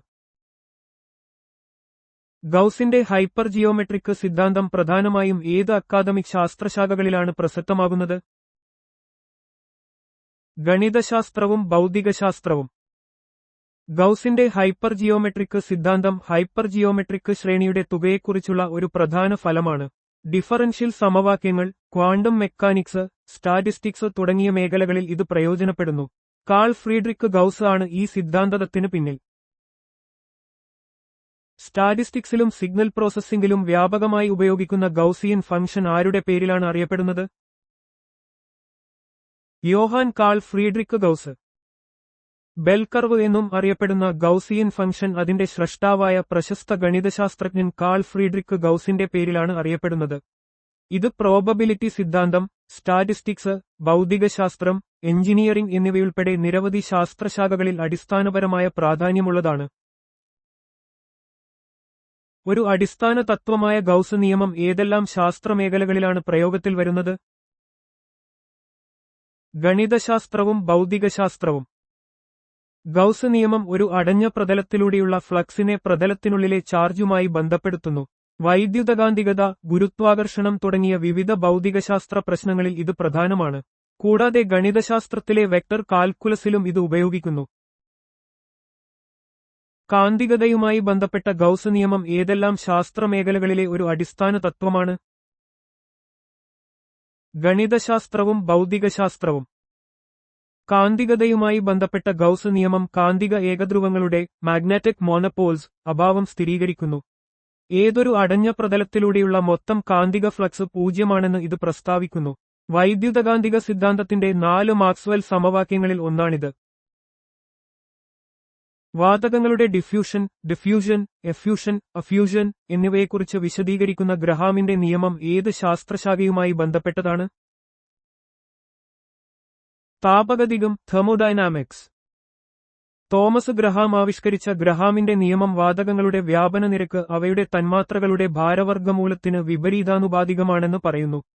താപഗതികത്തിലും വാതകങ്ങളുടെ സ്വഭാവത്തെക്കുറിച്ചുള്ള പഠനത്തിലും ഇത് ഒരു പ്രധാന തത്വമാണ്. വാതകങ്ങളുടെ ചലനത്തെക്കുറിച്ചുള്ള കൈൻഡിക് സിദ്ധാന്തത്തിന് ഇത് അടിത്തറയിടുന്നു. ഗ്രിംസ് നിയമം ഏത് അക്കാദമിക് ശാസ്ത്രശാഖയിലെ ഒരു തത്വമാണ്? ഭാഷാശാസ്ത്രം, ലിംഗ്വിസ്റ്റിക്സ്. ജേക്കബ് ഗ്രിം അവതരിപ്പിച്ച ഗ്രിംസ് നിയമം ഇന്തോ യൂറോപ്യൻ ഭാഷകളിൽ നിന്ന് ജർമ്മനിക് ഭാഷകളിലേക്ക് ശബ്ദങ്ങൾ മാറിയ രീതിയെക്കുറിച്ച് വിശദീകരിക്കുന്നു. ചരിത്രപരമായ ഭാഷാശാസ്ത്രത്തിലെ ഒരു പ്രധാന നാഴികക്കല്ലാണിത്. ഒരു ഭാഷാ കുടുംബത്തിലെ ശബ്ദവ്യതിയാനങ്ങൾ പഠിക്കുന്നതിൽ ഇത് നിർണായകമാണ്. ഗസ്റ്റഫ്സണിന്റെ നിയമം ഏതു മേഖലയുമായി ബന്ധപ്പെട്ട ഒരു ആശയമാണ്? കമ്പ്യൂട്ടർ ശാസ്ത്രം. ഗസ്റ്റഫ്സണിന്റെ നിയമം ഒരു കമ്പ്യൂട്ടർ സിസ്റ്റത്തിന്റെ സമാന്തര പ്രോസസ്സിംഗ് ശേഷി വർദ്ധിപ്പിക്കുമ്പോൾ ആപ്ലിക്കേഷന്റെ പ്രവർത്തനക്ഷമത എത്രത്തോളം മെച്ചപ്പെടുന്നു എന്ന് അളക്കുന്നു. ഒരു നിശ്ചിത സമയപരിധിക്കുള്ളിൽ ഒരു വലിയ പ്രശ്നം പരിഹരിക്കുന്നതുമായി ഇത് ബന്ധപ്പെട്ടിരിക്കുന്നു. ഹെൻറിച്ച് ഹെർട്സ് ഭൗതികശാസ്ത്രത്തിലെ ഏതു മേഖലയിലെ നിരീക്ഷണങ്ങളിലൂടെയാണ് പ്രശസ്തനായത്? വൈദ്യുതകാന്തികത. ഹെൻറിച്ച് ഹെർട്സ് വൈദ്യുതകാന്തിക തരംഗങ്ങളുടെ നിലനിൽപ്പ് പരീക്ഷണങ്ങളിലൂടെ തെളിയിച്ച വ്യക്തിയാണ്. അദ്ദേഹത്തിന്റെ ബഹുമാനാർത്ഥം ആവൃത്തിയുടെ ഫ്രീക്വൻസി യൂണിറ്റ് ഹെർട്സ് HZ എന്ന് നാമകരണം ചെയ്യപ്പെട്ടു. താപരസതന്ത്രത്തിലെ ഒരു തത്വമായ ഹെസ്സിന്റെ നിയമം ഏത് ശാസ്ത്രശാഖയിൽ ഉൾപ്പെടുന്നു? താപഗതികം. ഒരു രാസപ്രവർത്തനത്തിന്റെ മൊത്തം എൻതാൽപ്പി മാറ്റം, എൻതൽപ്പി ചേഞ്ച്, ആ പ്രവർത്തനം നടന്ന വഴിയെ ആശ്രയിക്കുന്നില്ല എന്ന് ഹെസ്സിന്റെ നിയമം പറയുന്നു. ഇത് താപഗതികത്തിലെ ഊർജ്ജസംരക്ഷണ നിയമത്തിന്റെ ഒരു പ്രയോഗമാണ്. ഹിൽബർട്ടിന്റെ ബേസിസ് സിദ്ധാന്തം ഏതു വിഷയത്തിലെ ഒരു പ്രധാന ഫലമാണ്? ഗണിതശാസ്ത്രം. ഗണിതശാസ്ത്രത്തിലെ അബ്സ്ട്രാക്ട് ആൾജിബ്ര വിഭാഗത്തിൽപ്പെട്ട ഒരു സുപ്രധാന സിദ്ധാന്തമാണ് ഹിൽബർട്ടിന്റെ ബേസിസ് സിദ്ധാന്തം. ഇത് നോതേറിയൻ റിംഗുകളുടെ സ്വഭാവത്തെക്കുറിച്ച് പ്രതിപാദിക്കുന്നു. ഇലാസ്തികതയെക്കുറിച്ച് പ്രതിപാദിക്കുന്ന ഹൂക്കിന്റെ നിയമം ആവിഷ്കരിച്ച ശാസ്ത്രജ്ഞനാര്? Robert hook. ഒരു വസ്തുവിൽ പ്രയോഗിക്കുന്ന ബലം അതിന്റെ രൂപഭേദത്തിന് നേർ അനുപാതത്തിലായിരിക്കും എന്നതാണ് ഹൂക്കിന്റെ നിയമം. ഈ നിയമം ഇലാസ്തികതയുമായി ബന്ധപ്പെട്ട് പ്രവർത്തിക്കുന്ന പല വസ്തുക്കളുടെയും നിർമ്മാണത്തിന് അടിസ്ഥാനമാണ്. ഓം നിയമത്തിന് സമാനമായ ഹോപ്കിൻസന്റെ നിയമം ഏതു മേഖലയിലാണ് ഉപയോഗിക്കുന്നത്? വൈദ്യുതകാന്തികത. ഹോപ്കിൻസന്റെ നിയമം മാഗ്നറ്റിക് സർക്യൂട്ടുകൾക്ക്, ഓം നിയമം വൈദ്യുത സർക്യൂട്ടുകൾക്ക് എന്നതുപോലെ ബാധകമാണ്. ഇത് മാഗ്നറ്റിക് മോട്ടീവ് ഫോഴ്സ്, ഫ്ലക്സ്, റീലക്ടൻസ് എന്നിവ തമ്മിലുള്ള ബന്ധം വിശദീകരിക്കുന്നു. ആധുനിക പ്രപഞ്ചശാസ്ത്രത്തിന്റെ മൂലക്കല്ലായ ഹബ്ബിളിന്റെ നിയമം ഏത് ജ്യോതിശാസ്ത്രജ്ഞന്റെ പേരിലാണ് അറിയപ്പെടുന്നത്? Edwin Hubble. പ്രപഞ്ചം വികസിച്ചുകൊണ്ടിരിക്കുന്നു എന്ന് ഹബ്ബിളിന്റെ നിയമം പറയുന്നു. ഒരു ഗാലക്സി നമ്മളിൽ നിന്ന് എത്ര ദൂരെയാണോ അത്രയും വേഗത്തിൽ അത് അകന്നുപോകും എന്ന് ഈ നിയമം വിശദീകരിക്കുന്നു. ഇത് മഹാവിസ്ഫോടന സിദ്ധാന്തത്തിന് ഒരു പ്രധാന തെളിവാണ്. ഹുണ്ടന്റെ നിയമങ്ങൾ ഭൗതികശാസ്ത്രത്തിന്റെ ഏത് ശാഖയിൽ ഉപയോഗിക്കുന്ന തത്വങ്ങളാണ്? അറ്റോമിക ഭൗതികശാസ്ത്രം. അറ്റോമിക ഭൗതികശാസ്ത്രത്തിൽ ഇലക്ട്രോണുകൾ ഒരു ആറ്റത്തിന്റെ ഓർബിറ്റലുകളിൽ എങ്ങനെ നിറയുന്നു എന്ന് ഹുണ്ടന്റെ നിയമങ്ങൾ വിശദീകരിക്കുന്നു. പരമാവധി സ്പിൻ മൾട്ടിപ്ലിസിറ്റി നേടുന്ന രീതിയിലാണ് ഇലക്ട്രോണുകൾ ക്രമീകരിക്കപ്പെടുന്നതെന്ന് ഇത് പഠിപ്പിക്കുന്നു. ജെയിംസ് ജൂൾ ഭൗതികശാസ്ത്രത്തിലെ ഏതു മേഖലയിലെ നിയമങ്ങളിലൂടെയാണ് അറിയപ്പെടുന്നത്? ഭൗതികശാസ്ത്രം, പ്രത്യേകിച്ചും താപവും ഊർജ്ജവും. ജെയിംസ് ജൂൾ താപത്തെയും ഊർജ്ജത്തെയും കുറിച്ചുള്ള നിയമങ്ങളിലൂടെയാണ് പ്രശസ്തൻ. വൈദ്യുതോർജ്ജം താപമായി മാറുന്ന പ്രതിഭാസത്തെക്കുറിച്ചുള്ള ജൂൾ താപന നിയമം, ജൂൾ ഹീറ്റിംഗ് ലോ, അദ്ദേഹത്തിന്റെ പ്രധാന സംഭാവനകളിലൊന്നാണ്. ഊർജ്ജത്തിന്റെ സി യൂണിറ്റ് ജൂൾ, ജൂൾ എന്ന് അദ്ദേഹത്തിന്റെ ബഹുമാനാർത്ഥം നാമകരണം ചെയ്യപ്പെട്ടു. കാഷിയുടെ നിയമം രസതന്ത്രത്തിലെ ഏത് പ്രത്യേക മേഖലയിലെ ഒരു തത്വമാണ്? Photo chemistry. ഫോട്ടോ കെമിസ്ട്രിയിൽ ആഗിരണം ചെയ്യപ്പെടുന്ന പ്രകാശത്തിന്റെ തരംഗദൈർഘ്യം പരിഗണിക്കാതെ തന്മാത്രകൾ സാധാരണയായി ആദ്യത്തെ ഉത്തേജിതാവസ്ഥയിൽ ഫസ്റ്റ് എക്സൈറ്റഡ് സ്റ്റേറ്റ് നിന്നാണ് ഫ്ലൂറസെൻസ് പുറത്തുവിടുന്നതെന്ന് കാഷിയുടെ നിയമം പറയുന്നു. ഇത് പ്രകാശവുമായി തന്മാത്രകൾ എങ്ങനെ പ്രതിപ്രവർത്തിക്കുന്നു എന്ന് വിശദീകരിക്കുന്നു. കെപ്ലറുടെ ഗ്രഹചലന നിയമങ്ങൾ ഏത് ശാസ്ത്രശാഖയുടെ അടിസ്ഥാനമാണ്? ജ്യോതിർഭൗതികം. കെപ്ലറുടെ ഗ്രഹചലന നിയമങ്ങൾ ഗ്രഹങ്ങൾ സൂര്യനെ ചുറ്റുന്നതിനെക്കുറിച്ച് വിശദീകരിക്കുന്നു. ഈ 3 നിയമങ്ങൾ ന്യൂട്ടന്റെ ഗുരുത്വാകർഷണ നിയമത്തിന് വഴിയൊരുക്കുകയും ആധുനിക ജ്യോതിർഭൗതികശാസ്ത്രത്തിന് അടിത്തറ പാകുകയും ചെയ്തു. ബലത്തിന്റെ സി യൂണിറ്റ് എന്താണ്? ന്യൂട്ടൺ. ബലത്തിന്റെ അന്താരാഷ്ട്ര ഏകക സമ്പ്രദായം സി അനുസരിച്ചുള്ള യൂണിറ്റാണ് ന്യൂട്ടൺ എൻ. 1 കിലോഗ്രാം ഭാരമുള്ള ഒരു വസ്തുവിന് 1 മീറ്റർ സെക്കൻഡ് വർഗം ത്വരണം നൽകുവാൻ ആവശ്യമായ ബലമാണിത്. ഐസക് ന്യൂട്ടൺ എന്ന ശാസ്ത്രജ്ഞന്റെ സ്മരണാർത്ഥമാണ് ഈ യൂണിറ്റിന് ന്യൂട്ടൺ എന്ന് പേര് നൽകിയത്. വായുവിന്റെ വേഗതയും ദിശയും അളക്കാൻ ഉപയോഗിക്കുന്ന ഉപകരണം ഏതാണ്? അനിമോമീറ്റർ. അനിമോമീറ്റർ എന്നത് കാറ്റിന്റെ വേഗതയും ദിശയും അളക്കാൻ ഉപയോഗിക്കുന്ന ഒരു ഉപകരണമാണ്. കാലാവസ്ഥാ നിരീക്ഷണത്തിലും എയറോഡൈനാമിക്സിലും ഇത് വളരെ പ്രധാനപ്പെട്ട ഒന്നാണ്. പലതരം അനിമോമീറ്ററുകൾ നിലവിലുണ്ട്. അവയിൽ കപ്പ് അനിമോമീറ്ററുകളാണ് സാധാരണയായി ഉപയോഗിക്കുന്നത്. ആക്കം, മൊമെന്റം നിർവചിക്കുകയും അതിന്റെ സി യൂണിറ്റ് വ്യക്തമാക്കുകയും ചെയ്യുക. ഒരു വസ്തുവിന്റെ പിണ്ഡത്തിന്റെയും പ്രവേഗത്തിന്റെയും ഗുണനഫലമാണ് ആക്കം, P=mv. അതിന്റെ സി യൂണിറ്റ് കിലോഗ്രാം മീറ്റർ പ്രതി സെക്കൻഡ്, കിലോഗ്രാം m/s ആണ്. ഒരു വസ്തുവിന്റെ ചലനത്തിന്റെ അളവിനെ സൂചിപ്പിക്കുന്ന ഭൗതിക അളവാണ് ആക്കം. ഒരു വസ്തുവിന്റെ പിണ്ഡം കൂടുന്നതിനനുസരിച്ചും വേഗത കൂടുന്നതിനനുസരിച്ചും അതിന്റെ ആക്കം വർദ്ധിക്കുന്നു. ചലിക്കുന്ന ഒരു വസ്തുവിന് മറ്റു വസ്തുക്കളുമായി കൂട്ടിയിടിക്കുമ്പോൾ ഉണ്ടാകുന്ന ആഘാതത്തിന്റെ തീവ്രതയെ ഇത് സ്വാധീനിക്കുന്നു. ആക്കത്തിന്റെ അടിസ്ഥാനത്തിൽ ന്യൂട്ടന്റെ രണ്ടാം ചലന നിയമം എന്താണ്? ഒരു വസ്തുവിന്റെ ആക്കത്തിന് ഉണ്ടാകുന്ന മാറ്റത്തിന്റെ നിരക്ക് ആ വസ്തുവിൽ പ്രയോഗിക്കുന്ന ബാഹ്യബലത്തിന് നേർ അനുപാതത്തിലായിരിക്കുമെന്നും ഈ മാറ്റം ബലം പ്രയോഗിക്കുന്ന ദിശയിലായിരിക്കും എന്നുമാണ് ന്യൂട്ടന്റെ രണ്ടാം ചലന നിയമം വ്യക്തമാക്കുന്നത്. F=ma. ന്യൂട്ടന്റെ രണ്ടാം ചലന നിയമം ഒരു വസ്തുവിന്റെ പിണ്ഡം, മാസ്, ത്വരണം, ആക്സലറേഷൻ, ബലം, ഫോഴ്സ് എന്നിവ തമ്മിലുള്ള ബന്ധം സ്ഥാപിക്കുന്നു. ഈ നിയമം വഴി ബലത്തിന്റെ സി യൂണിറ്റ് ന്യൂട്ടൺ എന്ന് നിർവചിക്കപ്പെടുന്നു. ചലനവുമായി ബന്ധപ്പെട്ട എല്ലാ പ്രധാന പ്രതിഭാസങ്ങൾക്കും ഈ നിയമം അടിസ്ഥാനമാണ്. ആക്ക സംരക്ഷണ നിയമം, law of conservation of momentum എന്താണ്? ഒരു വ്യൂഹത്തിൽ ഐസോലേറ്റഡ് സിസ്റ്റം ബാഹ്യബലങ്ങളൊന്നും പ്രയോഗിക്കുന്നില്ലെങ്കിൽ ആ വ്യൂഹത്തിന്റെ ആകെ ആക്കം സ്ഥിരമായിരിക്കും. ആക്കം നിർമ്മിക്കപ്പെടുകയോ നശിപ്പിക്കപ്പെടുകയോ ചെയ്യുന്നില്ല.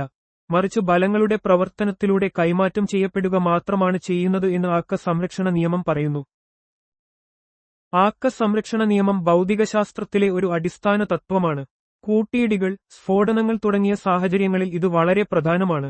റോക്കറ്റുകളുടെ പ്രവർത്തനം, ആയുധങ്ങളുടെ പിൻബലം, റീകോയിൽ തുടങ്ങിയവ ഈ നിയമത്തിന്റെ പ്രായോഗിക ഉദാഹരണങ്ങളാണ്. അഭികേന്ദ്രബലം, സെൻട്രിപെറ്റൽ ഫോഴ്സ് എന്താണെന്നും അതിന്റെ ഒരു പ്രായോഗിക ഉദാഹരണം നൽകുക. ഒരു വസ്തു ഒരു വൃത്താകൃതിയിലുള്ള പാതയിലൂടെ ചലിക്കുമ്പോൾ ആ വസ്തുവിനെ വൃത്തത്തിന്റെ കേന്ദ്രത്തിലേക്ക് ആകർഷിക്കുന്ന ബലമാണ് അഭികേന്ദ്രബലം. Well of death, well of death എന്നറിയപ്പെടുന്ന മോട്ടോർ സൈക്കിൾ അഭ്യാസം ഇതിന് ഉദാഹരണമാണ്. വൃത്താകൃതിയിലുള്ള ചലനത്തിന് അഭികേന്ദ്രബലം അത്യന്താപേക്ഷിതമാണ്. ഭൂമി സൂര്യനു ചുറ്റും കറങ്ങുന്നതും ഒരു നൂലിൽ കെട്ടിയ കല്ല് കറക്കുന്നതും അഭികേന്ദ്രബലത്തിന് ഉദാഹരണങ്ങളാണ്. ഈ ബലത്തിന്റെ അഭാവത്തിൽ വസ്തുക്കൾ നേർരേഖയിൽ സഞ്ചരിക്കാൻ പ്രവണത കാണിക്കും. പാലിൽ നിന്ന് ക്രീം വേർതിരിക്കാൻ ഏതുതരം ബലമാണ് ഉപയോഗിക്കുന്നത്? അപകേന്ദ്രബലം, സെൻട്രിഫ്യൂഗൽ ഫോഴ്സ്. അപകേന്ദ്രബലം എന്നത് ഒരു ഭ്രമണം ചെയ്യുന്ന വ്യൂഹത്തിൽ നിന്ന് കേന്ദ്രത്തിൽ നിന്ന് പുറത്തേക്ക് അനുഭവപ്പെടുന്ന ഒരു മിഥ്യാബലമാണ്. പാലിൽ നിന്ന് ക്രീം വേർതിരിക്കൽ, അലക്ക് യന്ത്രത്തിൽ നിന്ന് വെള്ളം നീക്കം ചെയ്യൽ, സെൻട്രിഫ്യൂജ് ഉപകരണങ്ങളുടെ പ്രവർത്തനം എന്നിവ അപകേന്ദ്രബലത്തിന്റെ പ്രായോഗിക ഉദാഹരണങ്ങളാണ്. ബലത്തിന്റെ ആക്കം അഥവാ ടോർക്ക് നിർവചിക്കുകയും അതിന്റെ സി യൂണിറ്റ് വ്യക്തമാക്കുകയും ചെയ്യുക. ഒരു അക്ഷത്തെ ആസ്പദമാക്കി ഒരു വസ്തുവിനെ കറക്കാൻ ഒരു ബലത്തിനുള്ള കഴിവിന്റെ അളവാണ് ബലത്തിന്റെ ആക്കം അഥവാ ടോർക്ക്. ഇത് ബലത്തിന്റെ പ്രവർത്തന രേഖയിൽ നിന്ന് അക്ഷത്തിലേക്കുള്ള ലംബദൂരത്തിന്റെയും ഗുണനഫലമാണ്. ഇതിന്റെ SI unit newton metre nanometre ആണ്. ഒരു വസ്തുവിന് ഭ്രമണമുണ്ടാക്കാൻ ഒരു ബലം എത്രത്തോളം ഫലപ്രദമാണെന്ന് ടോർക്ക് അളക്കുന്നു. വാതിൽ തുറക്കുന്നതും അടയ്ക്കുന്നതും സ്പാനർ ഉപയോഗിച്ച് ബോൾട്ട് മുറുക്കുന്നതും ചക്രം കറക്കുന്നതും ടോർക്കിന് ഉദാഹരണങ്ങളാണ്. കിർക്കോഫിന്റെ നിയമങ്ങൾ ഏത് ശാസ്ത്രശാഖകളിലെ അടിസ്ഥാന തത്വങ്ങളാണ്? ഇലക്ട്രോണിക്സ്, താപഗതികം. കിർക്കോഫിന്റെ നിയമങ്ങളിൽ സർക്യൂട്ടുകളിലെ വൈദ്യുത പ്രവാഹത്തെയും വോൾട്ടേജിനെയും സംബന്ധിക്കുന്ന രണ്ട് നിയമങ്ങളുണ്ട്: കിർക്കോഫ് കറന്റ് നിയമം, കിർക്കോഫ് വോൾട്ടേജ് നിയമം. താപവികിരണവുമായി ബന്ധപ്പെട്ട മറ്റൊരു നിയമവും അദ്ദേഹത്തിനുണ്ട്. ഇത് താപഗതികത്തിൽ പ്രസക്തമാണ്. നിർദ്ദിഷ്ട താപധാരിതയെക്കുറിച്ചുള്ള കോപ്പിന്റെ നിയമം ഭൗതികശാസ്ത്രത്തിലെ ഏത് ശാഖയിൽ ഉൾപ്പെടുന്നു? താപഗതികം. കോപ്പിന്റെ നിയമമനുസരിച്ച് ഒരു രാസസംയുക്തത്തിന്റെ മോളാർ താപധാരിത അതിലെ ഘടകമൂലകങ്ങളുടെ ആറ്റോമിക് താപധാരിതകളുടെ ആകെത്തുകയ്ക്ക് തുല്യമാണ്. ഈ നിയമം താപഗതികം, പ്രത്യേകിച്ച് താപധാരിതയുടെ പഠനം എന്നിവയിൽ പ്രധാനമാണ്. ലാങ്മുയർ സമവാക്യം രസതന്ത്രത്തിലെ ഏത് പ്രത്യേക മേഖലയിലെ പ്രധാന ആശയമാണ്? പ്രതല രസതന്ത്രം. ഒരു പ്രതലത്തിൽ വാതക തന്മാത്രകൾ എങ്ങനെ അടിഞ്ഞുകൂടുന്നു എന്ന് ലാങ്മുയർ സമവാക്യം വിശദീകരിക്കുന്നു. രാസപ്രവർത്തനങ്ങൾ, ഉൽപ്രേരകങ്ങൾ, കാറ്റലിസ്റ്റ്, നാനോ ടെക്നോളജി തുടങ്ങിയ മേഖലകളിൽ ഇത് വളരെയധികം പ്രയോജനപ്പെടുന്നു. ലാപ്ലേസ് വിതരണം, ലാപ്ലേസ് ഡിസ്ട്രിബ്യൂഷൻ ഏതു മേഖലയിൽ ഉപയോഗിക്കുന്ന ഒരു സംഭാവ്യതാ വിതരണമാണ്? Statistical mechanics. ഒരു പോയിന്റിൽ നിന്ന് അളന്ന വ്യത്യാസങ്ങൾ ഡീവിയേഷൻസ് മോഡൽ ചെയ്യുന്നതിന് ലാപ്ലേസ് വിതരണം ഉപയോഗിക്കുന്നു. സാധാരണ വിതരണത്തിന് സമാനമായി ഇത് ഡാറ്റയിലെ പിശകുകളെയും വ്യതിയാനങ്ങളെയും പഠിക്കാൻ സ്റ്റാറ്റിസ്റ്റിക്കൽ മെക്കാനിക്സ്, ധനശാസ്ത്രം, ഇമേജ് പ്രോസസ്സിംഗ് തുടങ്ങിയ മേഖലകളിൽ ഉപയോഗിക്കുന്നു. പൊട്ടൻഷ്യൽ തിയറിയിൽ പ്രാധാന്യമുള്ള ലാപ്ലേസ് സമവാക്യം ഏതു മേഖലയിലാണ് പ്രയോഗിക്കപ്പെടുന്നത്? ഭൗതികശാസ്ത്രം. ഭൗതികശാസ്ത്രത്തിൽ ഗുരുത്വാകർഷണം, വൈദ്യുതകാന്തികത, ദ്രാവകചലനം, താപചാലകം തുടങ്ങിയ പല മേഖലകളിലും ലാപ്ലേസ് സമവാക്യം ഉപയോഗിക്കുന്നു.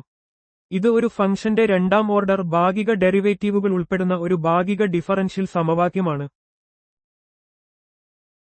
ലാപ്ലേസ് ഓപ്പറേറ്റർ ലാപ്ലേസിയൻ ഏത് ഗണിതശാസ്ത്ര മേഖലയിലാണ് പ്രയോഗത്തിലുള്ളത്? സംഭാവ്യതാ സിദ്ധാന്തം. ലാപ്ലേസിയൻ എന്നത് ഒരു ഫംഗ്ഷന്റെ രണ്ടാം ഓർഡർ സ്പേഷ്യൽ ഡെറിവേറ്റീവുകൾ ഉൾപ്പെടുന്ന ഒരു ഡിഫറൻഷ്യൽ ഓപ്പറേറ്ററാണ്. ഭൗതികശാസ്ത്രത്തിലെ തരംഗ സമവാക്യങ്ങളിലും താപ സമവാക്യങ്ങളിലും ഇത് വ്യാപകമായി ഉപയോഗിക്കുന്നു. സംഭാവ്യതാ സിദ്ധാന്തത്തിലും മെഷീൻ ലേണിംഗിലും ലാപ്ലേസിയൻ പ്രാധാന്യമർഹിക്കുന്നു. ലാപ്ലേസ് ട്രാൻസ്ഫോം ഏത് ശാസ്ത്രശാഖയിൽ വ്യാപകമായി ഉപയോഗിക്കുന്ന ഒരു ഗണിതശാസ്ത്രപരമായ ഉപാധിയാണ്? ഗണിതശാസ്ത്രം. സമയ ഡൊമെയ്നിലുള്ള ഫംഗ്ഷനുകളെ ഫ്രീക്വൻസി ഡൊമെയ്നിലേക്ക് മാറ്റാൻ ലാപ്ലേസ് ട്രാൻസ്ഫോം ഉപയോഗിക്കുന്നു. സിഗ്നൽ പ്രോസസ്സിംഗ്, നിയന്ത്രണ സംവിധാനങ്ങൾ, ഇലക്ട്രിക്കൽ എഞ്ചിനീയറിംഗ് തുടങ്ങിയ മേഖലകളിലെ സങ്കീർണമായ സമവാക്യങ്ങൾ പരിഹരിക്കാൻ ഇത് സഹായിക്കുന്നു. രാസസന്തുലിതാവസ്ഥയിലെ മാറ്റം പ്രവചിക്കുന്ന ലെ ഷാറ്റലിയേഴ്സ് തത്വം ഏത് ശാസ്ത്രശാഖയ്ക്ക് അടിസ്ഥാനമാണ്? രസതന്ത്രം. ഒരു വ്യവസ്ഥ സന്തുലിതാവസ്ഥയിലായിരിക്കുമ്പോൾ സമ്മർദ്ദം, താപനില അല്ലെങ്കിൽ രാസവസ്തുക്കളുടെ സാന്ദ്രത എന്നിവയിൽ മാറ്റം വരുത്തിയാൽ ആ മാറ്റത്തെ നിഷ്ഫലമാക്കുന്ന ഒരു പുതിയ സന്തുലിതാവസ്ഥയിലേക്ക് അത് മാറുന്നുവെന്ന് ലെ ഷാറ്റലിയേഴ്സ് തത്വം പറയുന്നു. രാസവ്യവസായങ്ങളിലും എഞ്ചിനീയറിംഗിലും ഇത് പ്രധാനമാണ്. ലൈബ്നിറ്റ്സിന്റെ നിയമം അഭിന്ന വസ്തുക്കളുടെ സമാനതാ തത്വം ഏത് തത്വശാസ്ത്ര ശാഖയിലെ ഒരു ആശയമാണ്? ഓണ്ടോളജി. ലൈബ്നിറ്റ്സിന്റെ അഭിന്ന വസ്തുക്കളുടെ സമാനതാ തത്വമനുസരിച്ച് എക്സ് എന്ന വസ്തുവിനുള്ള എല്ലാ ഗുണങ്ങളും യ് എന്ന വസ്തുവിനുണ്ടെങ്കിൽ എക്സും വായും ഒരേ വസ്തുവാണ്. ഇത് തത്വശാസ്ത്രത്തിലെ ഓണ്ടോളജി, സത്തയെക്കുറിച്ചുള്ള പഠനം എന്ന ശാഖയിൽ വ്യക്തിഗത സ്വത്വത്തെക്കുറിച്ചുള്ള ചർച്ചകളിൽ പ്രധാനമാണ്. പ്രേരിത വൈദ്യുതകാന്തിക പ്രവാഹത്തിന്റെ ദിശയെ വിവരിക്കുന്ന നിയമം ഏത്? ലെൻസ് നിയമം. ലെൻസ് നിയമം ഒരു സർക്യൂട്ടിലെ പ്രേരിത വൈദ്യുത പ്രവാഹത്തിന്റെ ദിശയെ നിർവചിക്കുന്നു. ഇത് ഊർജ്ജ സംരക്ഷണ നിയമവുമായി ബന്ധപ്പെട്ടിരിക്കുന്നു. ഒരു കാന്തികക്ഷേത്രത്തിലെ മാറ്റങ്ങളെ പ്രതിരോധിക്കുന്ന ഒരു ദിശയിലാണ് പ്രേരിത പ്രവാഹം ഉണ്ടാകുന്നത്. വയർലെസ് ആശയവിനിമയവുമായി ബന്ധപ്പെട്ട മാർക്കോണിയുടെ നിയമം ഏതു മേഖലയിൽ പ്രായോഗികമാണ്? റേഡിയോ സാങ്കേതികവിദ്യ. മാർക്കോണിയുടെ നിയമം വയർലെസ് ആശയവിനിമയത്തിൽ റേഡിയോ തരംഗങ്ങളുടെ പ്രസരണ ദൂരത്തെയും സ്വീകരണത്തെയും സംബന്ധിച്ചതാണ്. ഇത് റേഡിയോ സാങ്കേതികവിദ്യയുടെ വികാസത്തിൽ ഒരു പ്രധാന പങ്ക് വഹിച്ചു. ഗുഗ്ലിയേൽമോ മാർക്കോണി വയർലെസ് ടെലിഗ്രാഫി കണ്ടുപിടിച്ചതിലൂടെ പ്രശസ്തനാണ്. ഒരു രാസപ്രവർത്തനത്തിന്റെ ഫലങ്ങൾ പ്രവചിക്കാൻ ഉപയോഗിക്കുന്ന മാർക്കോവ്നികോഫ് നിയമം ഏത് രാസശാഖയിലെ തത്വമാണ്? ഓർഗാനിക് രസതന്ത്രം. മാർക്കോവ്നികോഫ് നിയമം ഓർഗാനിക് രസതന്ത്രത്തിൽ അസമമായ ആൽക്കീനുകളിലേക്കുള്ള ഹൈഡ്രജൻ ഹാലൈഡുകളുടെ അഡീഷൻ പ്രതിപ്രവർത്തനങ്ങളെക്കുറിച്ചാണ്. ഈ നിയമം അനുസരിച്ച് ഹൈഡ്രജൻ ആറ്റം കൂടുതൽ ഹൈഡ്രജൻ ആറ്റങ്ങളുള്ള കാർബണുമായി ബന്ധിപ്പിക്കുന്നു, അതേസമയം ഹാലൈഡ് ആറ്റം കുറഞ്ഞ ഹൈഡ്രജൻ ആറ്റങ്ങളുള്ള കാർബണുമായി ബന്ധിപ്പിക്കുന്നു. ഇത് രാസപ്രവർത്തനങ്ങളുടെ ഫലങ്ങൾ പ്രവചിക്കാൻ സഹായിക്കുന്നു. ഒരു വേരിയേഷണൽ തത്വമായ മൗബർത്തീസിന്റെ തത്വം ഏതു മേഖലയിലെ ഒരു ആശയമാണ്? ഗണിതശാസ്ത്രം. മൗബർത്തീസിന്റെ തത്വം ക്ലാസിക്കൽ മെക്കാനിക്സിലെ ഒരു പ്രധാന തത്വമാണ്. ഇത് ചലനത്തിന്റെ പാതയെ ഏറ്റവും കുറഞ്ഞ പ്രവർത്തനത്തിലൂടെ ലീസ്റ്റ് ആക്ഷൻ വിശദീകരിക്കുന്നു. ഗണിതശാസ്ത്രപരമായി ഇത് വേരിയേഷണൽ കാൽക്കുലസുമായി ബന്ധപ്പെട്ടിരിക്കുന്നു. ഫിസിക്സിലെ ഹാമിൽട്ടോണിയൻ മെക്കാനിക്സിന്റെ അടിസ്ഥാന ആശയങ്ങളിൽ ഒന്നാണിത്. വൈദ്യുതി, കാന്തികത, പ്രകാശം എന്നിവയെ ഏകീകരിക്കുന്ന സമവാക്യങ്ങളുടെ കൂട്ടമേത്? മാക്സ്വെല്ലിന്റെ സമവാക്യങ്ങൾ.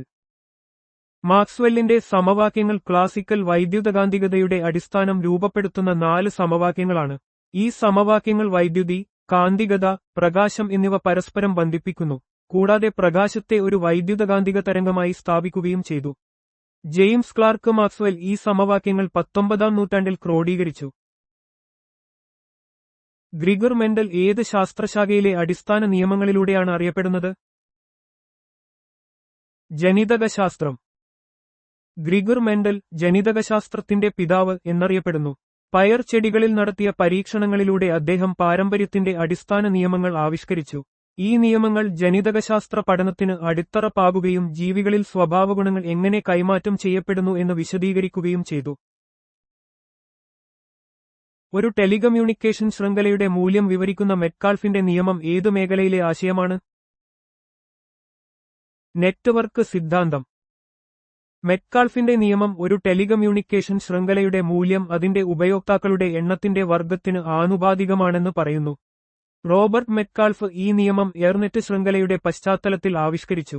കമ്പ്യൂട്ടർ ശൃംഖലകളുടെയും സോഷ്യൽ മീഡിയ പ്ലാറ്റ്ഫോമുകളുടെയും വളർച്ചയുടെ സാമ്പത്തികശാസ്ത്രം മനസ്സിലാക്കാൻ ഈ നിയമം സഹായിക്കുന്നു. മിൻകോവ്സ്കിയുടെ സിദ്ധാന്തം ഗണിതശാസ്ത്രത്തിന്റെ ഏത് ശാഖയിലെ ഒരു ഫലമാണ്? സംഖ്യാ സിദ്ധാന്തം. മിൻകോവ്സ്കിയുടെ സിദ്ധാന്തം ജ്യാമിതീയ സംഖ്യാ സിദ്ധാന്തത്തിലെ ഒരു പ്രധാന ഫലമാണ്. ഇത് കോൺവെക്സ് ബോഡികൾ, കോൺവെക്സ് ബോഡീസ്, ചന്ദ്രക്കല പോയിന്റുകളുമായി ലാറ്റസ് പോയിന്റ്സ് ബന്ധപ്പെടുത്തുന്നു. ഹെർമൻ മിൻകോവ്സ്കി വികസിപ്പിച്ച ഈ സിദ്ധാന്തം ഡയഫാൻഡൈൻ അപ്രോക്സിമേഷൻ പോലുള്ള മേഖലകളിൽ പ്രയോജനകരമാണ്. ഐസോമോർഫിസവുമായി ബന്ധപ്പെട്ട മിച്ചർലിക്ക് നിയമം ഏത് ശാസ്ത്രശാഖയുമായി ബന്ധപ്പെട്ടതാണ്? ക്രിസ്റ്റലോഗ്രഫി. മിച്ചർലിക്ക് നിയമം മിച്ചാലെക്സ് ലോ ഓഫ് ഐസോമോർഫിസം സമാനമായ രാസഘടനകളുള്ള പദാർത്ഥങ്ങൾ സമാനമായ ക്രിസ്റ്റൽ രൂപങ്ങൾ പ്രകടിപ്പിക്കുന്നു എന്ന് പറയുന്നു. 1819-ൽ ഇൽഹാർഡ് മിച്ചർലിക്ക് ഈ നിയമം ആവിഷ്കരിച്ചു. ഇത് ക്രിസ്റ്റലോഗ്രഫി, ധാതുശാസ്ത്രം, അനലിറ്റിക്കൽ കെമിസ്ട്രി എന്നിവയിൽ പ്രാധാന്യമുള്ള ഒരു തത്വമാണ്. പ്രോസസ്സിംഗ് ശക്തിയുടെ വളർച്ച പ്രവചിക്കുന്ന മൂറിന്റെ നിയമം ഏതു വ്യവസായത്തിലെ അറിയപ്പെടുന്ന തത്വമാണ്? കമ്പ്യൂട്ടിംഗ്. മൂറിന്റെ നിയമമനുസരിച്ച് ഒരു ഇന്റഗ്രേറ്റഡ് സർക്യൂട്ടിലെ ട്രാൻസിസ്റ്ററുകളുടെ എണ്ണം ഏകദേശം ഓരോ 2 വർഷത്തിലും ഇരട്ടിയാകുന്നു. 1965-ൽ ഗോർഡൻ മൂർ ഈ നിരീക്ഷണം നടത്തി. ഇത് കമ്പ്യൂട്ടിംഗ് വ്യവസായത്തിലെ സാങ്കേതിക മുന്നേറ്റങ്ങളുടെ ഒരു പ്രവചന സൂചകമായി നിലകൊള്ളുന്നു, കൂടാതെ കമ്പ്യൂട്ടറുകളുടെ പ്രോസസ്സിംഗ് ശക്തിയും കാര്യക്ഷമതയും വർദ്ധിപ്പിക്കുന്നതിൽ ഒരു പ്രധാന പങ്ക് വഹിക്കുകയും ചെയ്തു. നാഷ് എംബഡിംഗ് സിദ്ധാന്തം ഗണിതശാസ്ത്രത്തിലെ ഏതു മേഖലയിലെ ഒരു സുപ്രധാന കണ്ടെത്തലാണ്? ടോപ്പോളജി. നാഷ് എംബഡിംഗ് സിദ്ധാന്തം ഒരു റിയൽ റീമാനിയൻ മാനിഫോൾഡിനെ യൂക്ലിഡിയൻ സ്പേസിലേക്ക് ഒരു ഐസോമെട്രിക് എംബഡിംഗ് ആയി പ്രതിനിധീകരിക്കാമെന്ന് പറയുന്നു. ഇത് ഡിഫറൻഷ്യൽ ജ്യാമിതിയിലും ടോപ്പോളജിയിലും വളരെ പ്രധാനപ്പെട്ട ഒരു സിദ്ധാന്തമാണ്.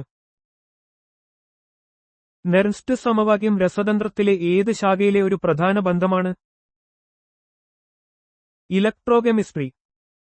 നെർൻസ്റ്റ് സമവാക്യം ഒരു ഇലക്ട്രോഡിന്റെ സാധ്യതയെ അതിലെ അയോണുകളുടെ സാന്ദ്രതയും താപനിലയും അടിസ്ഥാനമാക്കി വിവരിക്കുന്നു. ഇത് വൈദ്യുത രസതന്ത്രത്തിൽ, പ്രത്യേകിച്ചും ബാറ്ററി സാങ്കേതികവിദ്യയിലും രാസപ്രവർത്തനങ്ങളുടെ സാധ്യത അളക്കുന്നതിലും നിർണായകമാണ്. ന്യൂട്ടന്റെ തണുപ്പിക്കൽ നിയമം ഭൗതികശാസ്ത്രത്തിലെ ഏത് ശാഖയിലെ തത്വമാണ്? തെർമോഡൈനാമിക്സ്. ന്യൂട്ടന്റെ തണുപ്പിക്കൽ നിയമമനുസരിച്ച് ഒരു വസ്തുവിന്റെ താപനില കുറയുന്ന നിരക്ക് ആ വസ്തുവും ചുറ്റുപാടുമുള്ള അന്തരീക്ഷവും തമ്മിലുള്ള താപനില വ്യത്യാസത്തിന് ആനുപാതികമാണ്. ഇത് താപ കൈമാറ്റം, ഹീറ്റ് ട്രാൻസ്ഫർ പഠിക്കുന്ന തെർമോഡൈനാമിക്സിലെ ഒരു അടിസ്ഥാന തത്വമാണ്. സാർവത്രിക ഗുരുത്വാകർഷണ നിയമം ആവിഷ്കരിച്ചത് ആരാണ്? Isaac Newton. Isaac Newton 1687 Philosophiae Naturalis Principia Mathematica എന്ന ഗ്രന്ഥത്തിൽ സാർവത്രിക ഗുരുത്വാകർഷണ നിയമം അവതരിപ്പിച്ചു. പ്രപഞ്ചത്തിലെ എല്ലാ വസ്തുക്കളും പരസ്പരം ആകർഷിക്കുന്നു എന്ന് ഈ നിയമം പറയുന്നു. ന്യൂട്ടന്റെ ചലന നിയമങ്ങൾ ഭൗതികശാസ്ത്രത്തിലെ ഏത് ശാഖയുടെ അടിസ്ഥാനമാണ്? മെക്കാനിക്സ്. ന്യൂട്ടന്റെ 3 ചലന നിയമങ്ങൾ ചലിക്കുന്ന വസ്തുക്കളുടെ സ്വഭാവം വിശദീകരിക്കുന്നു. ഈ നിയമങ്ങൾ ക്ലാസിക്കൽ മെക്കാനിക്സിന്റെ അടിസ്ഥാന ശിലകളാണ്, കൂടാതെ ആധുനിക എഞ്ചിനീയറിംഗിനും ഭൗതികശാസ്ത്രത്തിനും ഇവ നിർണായകമാണ്. ഒരു വൈദ്യുത സർക്യൂട്ടിലെ വോൾട്ടേജ്, കറന്റ്, പ്രതിരോധം എന്നിവ തമ്മിലുള്ള ബന്ധം വിവരിക്കുന്ന നിയമം ഏതാണ്? ഓം നിയമം. ഓം നിയമം അനുസരിച്ച് ഒരു സർക്യൂട്ടിലെ 2 പോയിന്റുകൾക്കിടയിലുള്ള ചാലകത്തിലൂടെയുള്ള വൈദ്യുത പ്രവാഹം ആ 2 പോയിന്റുകൾക്കിടയിലുള്ള വോൾട്ടേജ് വ്യത്യാസത്തിന് നേർ അനുപാതത്തിലായിരിക്കും. ഇത് ജോർജ് ഓം കണ്ടെത്തിയതും V=IR എന്ന സമവാക്യത്തിലൂടെ അറിയപ്പെടുന്നതുമാണ്. പാസ്കൽ നിയമം ഫ്ലൂയിഡ് മെക്കാനിക്സുമായി ബന്ധപ്പെട്ട ഏത് ശാസ്ത്രശാഖയിലെ തത്വമാണ്? ഭൗതികശാസ്ത്രം. പാസ്കൽ നിയമമനുസരിച്ച് ഒരു അടഞ്ഞ ഫ്ലൂയിഡിന്റെ ഒരു ഭാഗത്ത് പ്രയോഗിക്കുന്ന മർദ്ദം ഫ്ലൂയിഡിന്റെ എല്ലാ ഭാഗങ്ങളിലേക്കും അതേ തീവ്രതയിൽ പ്രക്ഷേപണം ചെയ്യപ്പെടുന്നു. ഇത് ഹൈഡ്രോളിക്സ് സംവിധാനങ്ങളുടെ അടിസ്ഥാന തത്വമാണ്. ഒരു ലിവറിന്റെ 3 പ്രധാന ഘടകങ്ങൾ എന്തൊക്കെയാണ്? ഒരു ലിവറിന്റെ 3 പ്രധാന ഘടകങ്ങൾ ആധാരം, ഫുൾക്രം F, യത്നം എഫർട്ട് P, ഭാരം ലോഡ് W എന്നിവയാണ്. ലിവർ എന്നത് ഒരു ലളിതമായ യന്ത്രമാണ്. അത് ഒരു ആധാരത്തെ ചുറ്റി സഞ്ചരിക്കുന്ന ഒരു ദൃഢമായ ദണ്ഡാണ്. ആധാരം, യത്നം, ഭാരം എന്നിവയുടെ സ്ഥാനങ്ങളെ ആശ്രയിച്ച് ലിവറുകളെ 1-ാം തരം, 2-ാം തരം, 3-ാം തരം എന്നിങ്ങനെ തരംതിരിച്ചിട്ടുണ്ട്. 1-ാം തരം ലിവറിന് ഉദാഹരണങ്ങൾ നൽകുക. പ്ലെയറുകൾ, കത്രിക, കമ്പിപ്പാര, ക്ലോ ഹാമർ, സീസോ, ത്രാസ് എന്നിവ 1-ാം തരം ലിവറുകൾക്ക് ഉദാഹരണങ്ങളാണ്. 1-ാം തരം ലിവറിൽ ആധാരം, ഫുൾക്രം, യത്നത്തിനും എഫേർട്ട്, ഭാരത്തിനും ലോഡ് ഇടയിലായിരിക്കും. ഈ ലിവറുകൾ ബലം വർദ്ധിപ്പിക്കാനോ ദൂരം വർദ്ധിപ്പിക്കാനോ ഉപയോഗിക്കാം. ഇത് ആധാരത്തിന്റെ സ്ഥാനത്തെ ആശ്രയിച്ചിരിക്കും. 2-ാം തരം ലിവറിന് ഉദാഹരണങ്ങൾ നൽകുക. നാരങ്ങ ഞെക്കിയെടുക്കുന്ന ഉപകരണം, ലെമൺ സ്ക്വീസർ, വീൽബാരോ, സ്റ്റേപ്ലറുകൾ, നട്ട് ക്രാക്കർ, നെയിൽ ക്ലിപ്പർ, ബോട്ടിൽ ഓപ്പണറുകൾ എന്നിവ 2-ാം തരം ലിവറുകൾക്ക് ഉദാഹരണങ്ങളാണ്. 2-ാം തരം ലിവറിൽ ഭാരം, ലോഡ്, ആധാരത്തിനും ഫുൾക്രം, യത്നത്തിനും എഫേർട്ട് ഇടയിലായിരിക്കും. ഈ ലിവറുകൾ സാധാരണയായി ബലം വർദ്ധിപ്പിക്കാനാണ് ഉപയോഗിക്കുന്നത്, കാരണം യത്നത്തിന്റെ കൈ, എഫേർട്ട് ആം, എല്ലായ്പ്പോഴും ഭാരത്തിന്റെ കൈയേക്കാൾ, ലോഡ് ആം, വലുതായിരിക്കും. 3-ാം തരം ഉത്തോലകങ്ങൾക്ക് ഉദാഹരണങ്ങൾ നൽകുക. കലപ്പ, കൊടിൽ, ഏണി, മനുഷ്യന്റെ കൈ എന്നിവ 3-ാം തരം ഉത്തോലകങ്ങൾക്ക് ഉദാഹരണങ്ങളാണ്. 3-ാം തരം ഉത്തോലകങ്ങളിൽ ബലം, എഫേർട്ട്, ആധാരത്തിനും ഫുൾക്രം, ഭാരത്തിനും ലോഡ് ഇടയിലായിരിക്കും പ്രയോഗിക്കുന്നത്. ഈ തരം ഉത്തോലകങ്ങൾ സാധാരണയായി വേഗതയും ദൂരവും വർദ്ധിപ്പിക്കാൻ സഹായിക്കുന്നു, എന്നാൽ ശക്തി കുറവായിരിക്കും. ഗുരുത്വാകർഷണ കേന്ദ്രം, സെന്റർ ഓഫ് ഗ്രാവിറ്റി എന്നാൽ എന്ത്? ഒരു വസ്തുവിന്റെ ഭാരം മുഴുവൻ കേന്ദ്രീകരിച്ചിരിക്കുന്നതായി അനുഭവപ്പെടുന്നതും ഭാരം എല്ലാ വശങ്ങളിലും തുല്യമായി വിതരണം ചെയ്യപ്പെടുന്നതുമായ ബിന്ദുവാണ് ഗുരുത്വാകർഷണ കേന്ദ്രം. ഈ ബിന്ദുവിൽ വസ്തുവിന് സന്തുലനം ലഭിക്കുന്നു. ഒരു വസ്തുവിന്റെ സന്തുലിതാവസ്ഥ നിലനിർത്തുന്നതിൽ ഗുരുത്വാകർഷണ കേന്ദ്രത്തിന് വലിയ പങ്കുണ്ട്. ഈ കേന്ദ്രം വസ്തുവിന്റെ രൂപത്തെയും പിണ്ഡത്തിന്റെ വിതരണത്തെയും ആശ്രയിച്ചിരിക്കും. ഗുരുത്വാകർഷണ കേന്ദ്രം താഴ്ന്ന നിലയിലായിരിക്കുമ്പോൾ വസ്തുവിന് കൂടുതൽ സ്ഥിരതയുണ്ടാകും. ഭൗതികശാസ്ത്രത്തിൽ സന്തുലനാവസ്ഥ ഈക്വലിബ്രിയം എന്നാൽ എന്ത്? ഒരു വസ്തുവിന്മേൽ പ്രവർത്തിക്കുന്ന എല്ലാ ബലങ്ങളുടെയും ഫോഴ്സസ് യും ആവർത്തന ബലങ്ങളുടെയും ടോർക്സ് തുക പൂജ്യമാകുമ്പോൾ ആ വസ്തു സന്തുലനാവസ്ഥയിലാണെന്ന് പറയുന്നു. സന്തുലനാവസ്ഥയിലായിരിക്കുമ്പോൾ ഒരു വസ്തു ഒന്നുകിൽ നിശ്ചലാവസ്ഥയിലായിരിക്കാം, സ്ഥിര സന്തുലനാവസ്ഥ സ്റ്റാറ്റിക് ഈക്വലിബ്രിയം, അല്ലെങ്കിൽ ഒരു സ്ഥിരമായ വേഗതയിൽ സഞ്ചരിച്ചുകൊണ്ടിരിക്കാം, ചലന സന്തുലനാവസ്ഥ ഡൈനാമിക് ഈക്വലിബ്രിയം. സന്തുലനാവസ്ഥ മനസ്സിലാക്കുന്നത് എഞ്ചിനീയറിംഗ്, നിർമ്മാണം തുടങ്ങിയ മേഖലകളിൽ പ്രധാനമാണ്. ഒരു വസ്തു സ്ഥിരമായ സന്തുലനാവസ്ഥയിൽ സ്റ്റേബിൾ ഈക്വലിബ്രിയം തുടരുന്നതിനുള്ള നിബന്ധനകൾ എന്തൊക്കെയാണ്? ഒരു വസ്തു സ്ഥിരമായ സന്തുലനാവസ്ഥയിൽ തുടരണമെങ്കിൽ അതിന്റെ ഗുരുത്വാകർഷണ കേന്ദ്രം സെന്റർ ഓഫ് ഗ്രാവിറ്റി കഴിയുന്നത്ര താഴ്ന്ന നിലയിലായിരിക്കണം. കൂടാതെ ഗുരുത്വാകർഷണ കേന്ദ്രത്തിലൂടെ കടന്നുപോകുന്ന ലംബരേഖ അതിന്റെ താങ്ങൽ ഭാഗത്തിനുള്ളിൽ ബേസ് ഓഫ് സപ്പോർട്ട് വരുകയും വേണം. ഈ നിബന്ധനകൾ പാലിക്കുമ്പോൾ വസ്തുവിനെ ചെറുതായി ചലിപ്പിച്ചാലും അത് അതിന്റെ യഥാർത്ഥ സ്ഥാനത്തേക്ക് തിരികെ വരുന്നു. കെട്ടിടങ്ങളുടെയും പാലങ്ങളുടെയും രൂപകൽപ്പനയിലും മറ്റ് ഘടനാപരമായ രൂപകൽപ്പനകളിലും ഇത് ഒരു പ്രധാന തത്വമാണ്. ഇന്ത്യയുടെയും സംസ്ഥാനങ്ങളുടെയും കൺസോളിഡേറ്റഡ് ഫണ്ടുകളും പൊതുകണക്കുകളും പബ്ലിക് അക്കൗണ്ട്സ് കൈകാര്യം ചെയ്യുന്ന അനുച്ഛേദം ഏതാണ്? അനുച്ഛേദം 266. അനുച്ഛേദം 266 ഇന്ത്യയുടെ കൺസോളിഡേറ്റഡ് ഫണ്ട്, ഓരോ സംസ്ഥാനത്തിന്റെയും കൺസോളിഡേറ്റഡ് ഫണ്ട്, ഇന്ത്യയുടെ പൊതുകണക്ക്, ഓരോ സംസ്ഥാനത്തിന്റെയും പൊതുകണക്ക് എന്നിവയെക്കുറിച്ച് പ്രതിപാദിക്കുന്നു. സർക്കാരിന്റെ എല്ലാ വരുമാനവും ചെലവും ഈ ഫണ്ടുകളിലൂടെയാണ് കൈകാര്യം ചെയ്യുന്നത്. ഇന്ത്യയുടെ കണ്ടിൻജൻസി ഫണ്ടിന് വ്യവസ്ഥ ചെയ്യുന്ന അനുച്ഛേദം ഏതാണ്? അനുച്ഛേദം 267. അനുച്ഛേദം 267 അപ്രതീക്ഷിത ചെലവുകൾ നേരിടുന്നതിനായി ഇന്ത്യയുടെ കണ്ടിൻജൻസി ഫണ്ട് സ്ഥാപിക്കാൻ പാർലമെന്റിന് അധികാരം നൽകുന്നു. ഇത് രാഷ്ട്രപതിയുടെ നിയന്ത്രണത്തിലാണ് പ്രവർത്തിക്കുന്നത്. അടിയന്തര സാഹചര്യങ്ങളിൽ പണം പിൻവലിക്കാൻ രാഷ്ട്രപതിക്ക് അനുമതി നൽകാം. പിന്നീട് പാർലമെന്റിന്റെ അംഗീകാരം തേടണം. ബ്ലീച്ചിംഗ് പൗഡറിന്റെ രാസനാമം എന്താണ്? Calcium hypochlorite. ബ്ലീച്ചിംഗ് പൗഡർ സാധാരണയായി കാൽസ്യം ഹൈപ്പോക്ലോറൈറ്റ്, കാൽസ്യം ഹൈപ്പോക്ലോറൈറ്റ് എന്നറിയപ്പെടുന്നു. ഇതിന്റെ ഏകദേശ രാസവാക്യം Ca2 ആണ്. ഇത് വെള്ളം ശുദ്ധീകരിക്കാനും അണുനശീകരണത്തിനും ബ്ലീച്ചിങ്ങിനും വ്യാപകമായി ഉപയോഗിക്കുന്ന ഒരു സംയുക്തമാണ്. സൂപ്പർഫോസ്ഫേറ്റ് എന്നറിയപ്പെടുന്ന രാസസംയുക്തം ഏതാണ്? കാൽസ്യം ഫോസ്ഫേറ്റ്, പ്രത്യേകിച്ച് മോണോകാൽസ്യം ഫോസ്ഫേറ്റ്, Ca(H2PO4) സൂപ്പർഫോസ്ഫേറ്റ് എന്നത് മോണോകാൽസ്യം ഫോസ്ഫേറ്റ്, മോണോകാൽസ്യം ഫോസ്ഫേറ്റ്, Ca(H2PO4) ആണ്. സസ്യങ്ങൾക്ക് ആവശ്യമായ ഫോസ്ഫറസ് എളുപ്പത്തിൽ ലഭ്യമാക്കുന്ന ഒരു വളമാണിത്. കൃഷിയിൽ മണ്ണിലെ ഫോസ്ഫറസിന്റെ കുറവ് നികത്താൻ ഇത് പ്രധാനമായി ഉപയോഗിക്കുന്നു.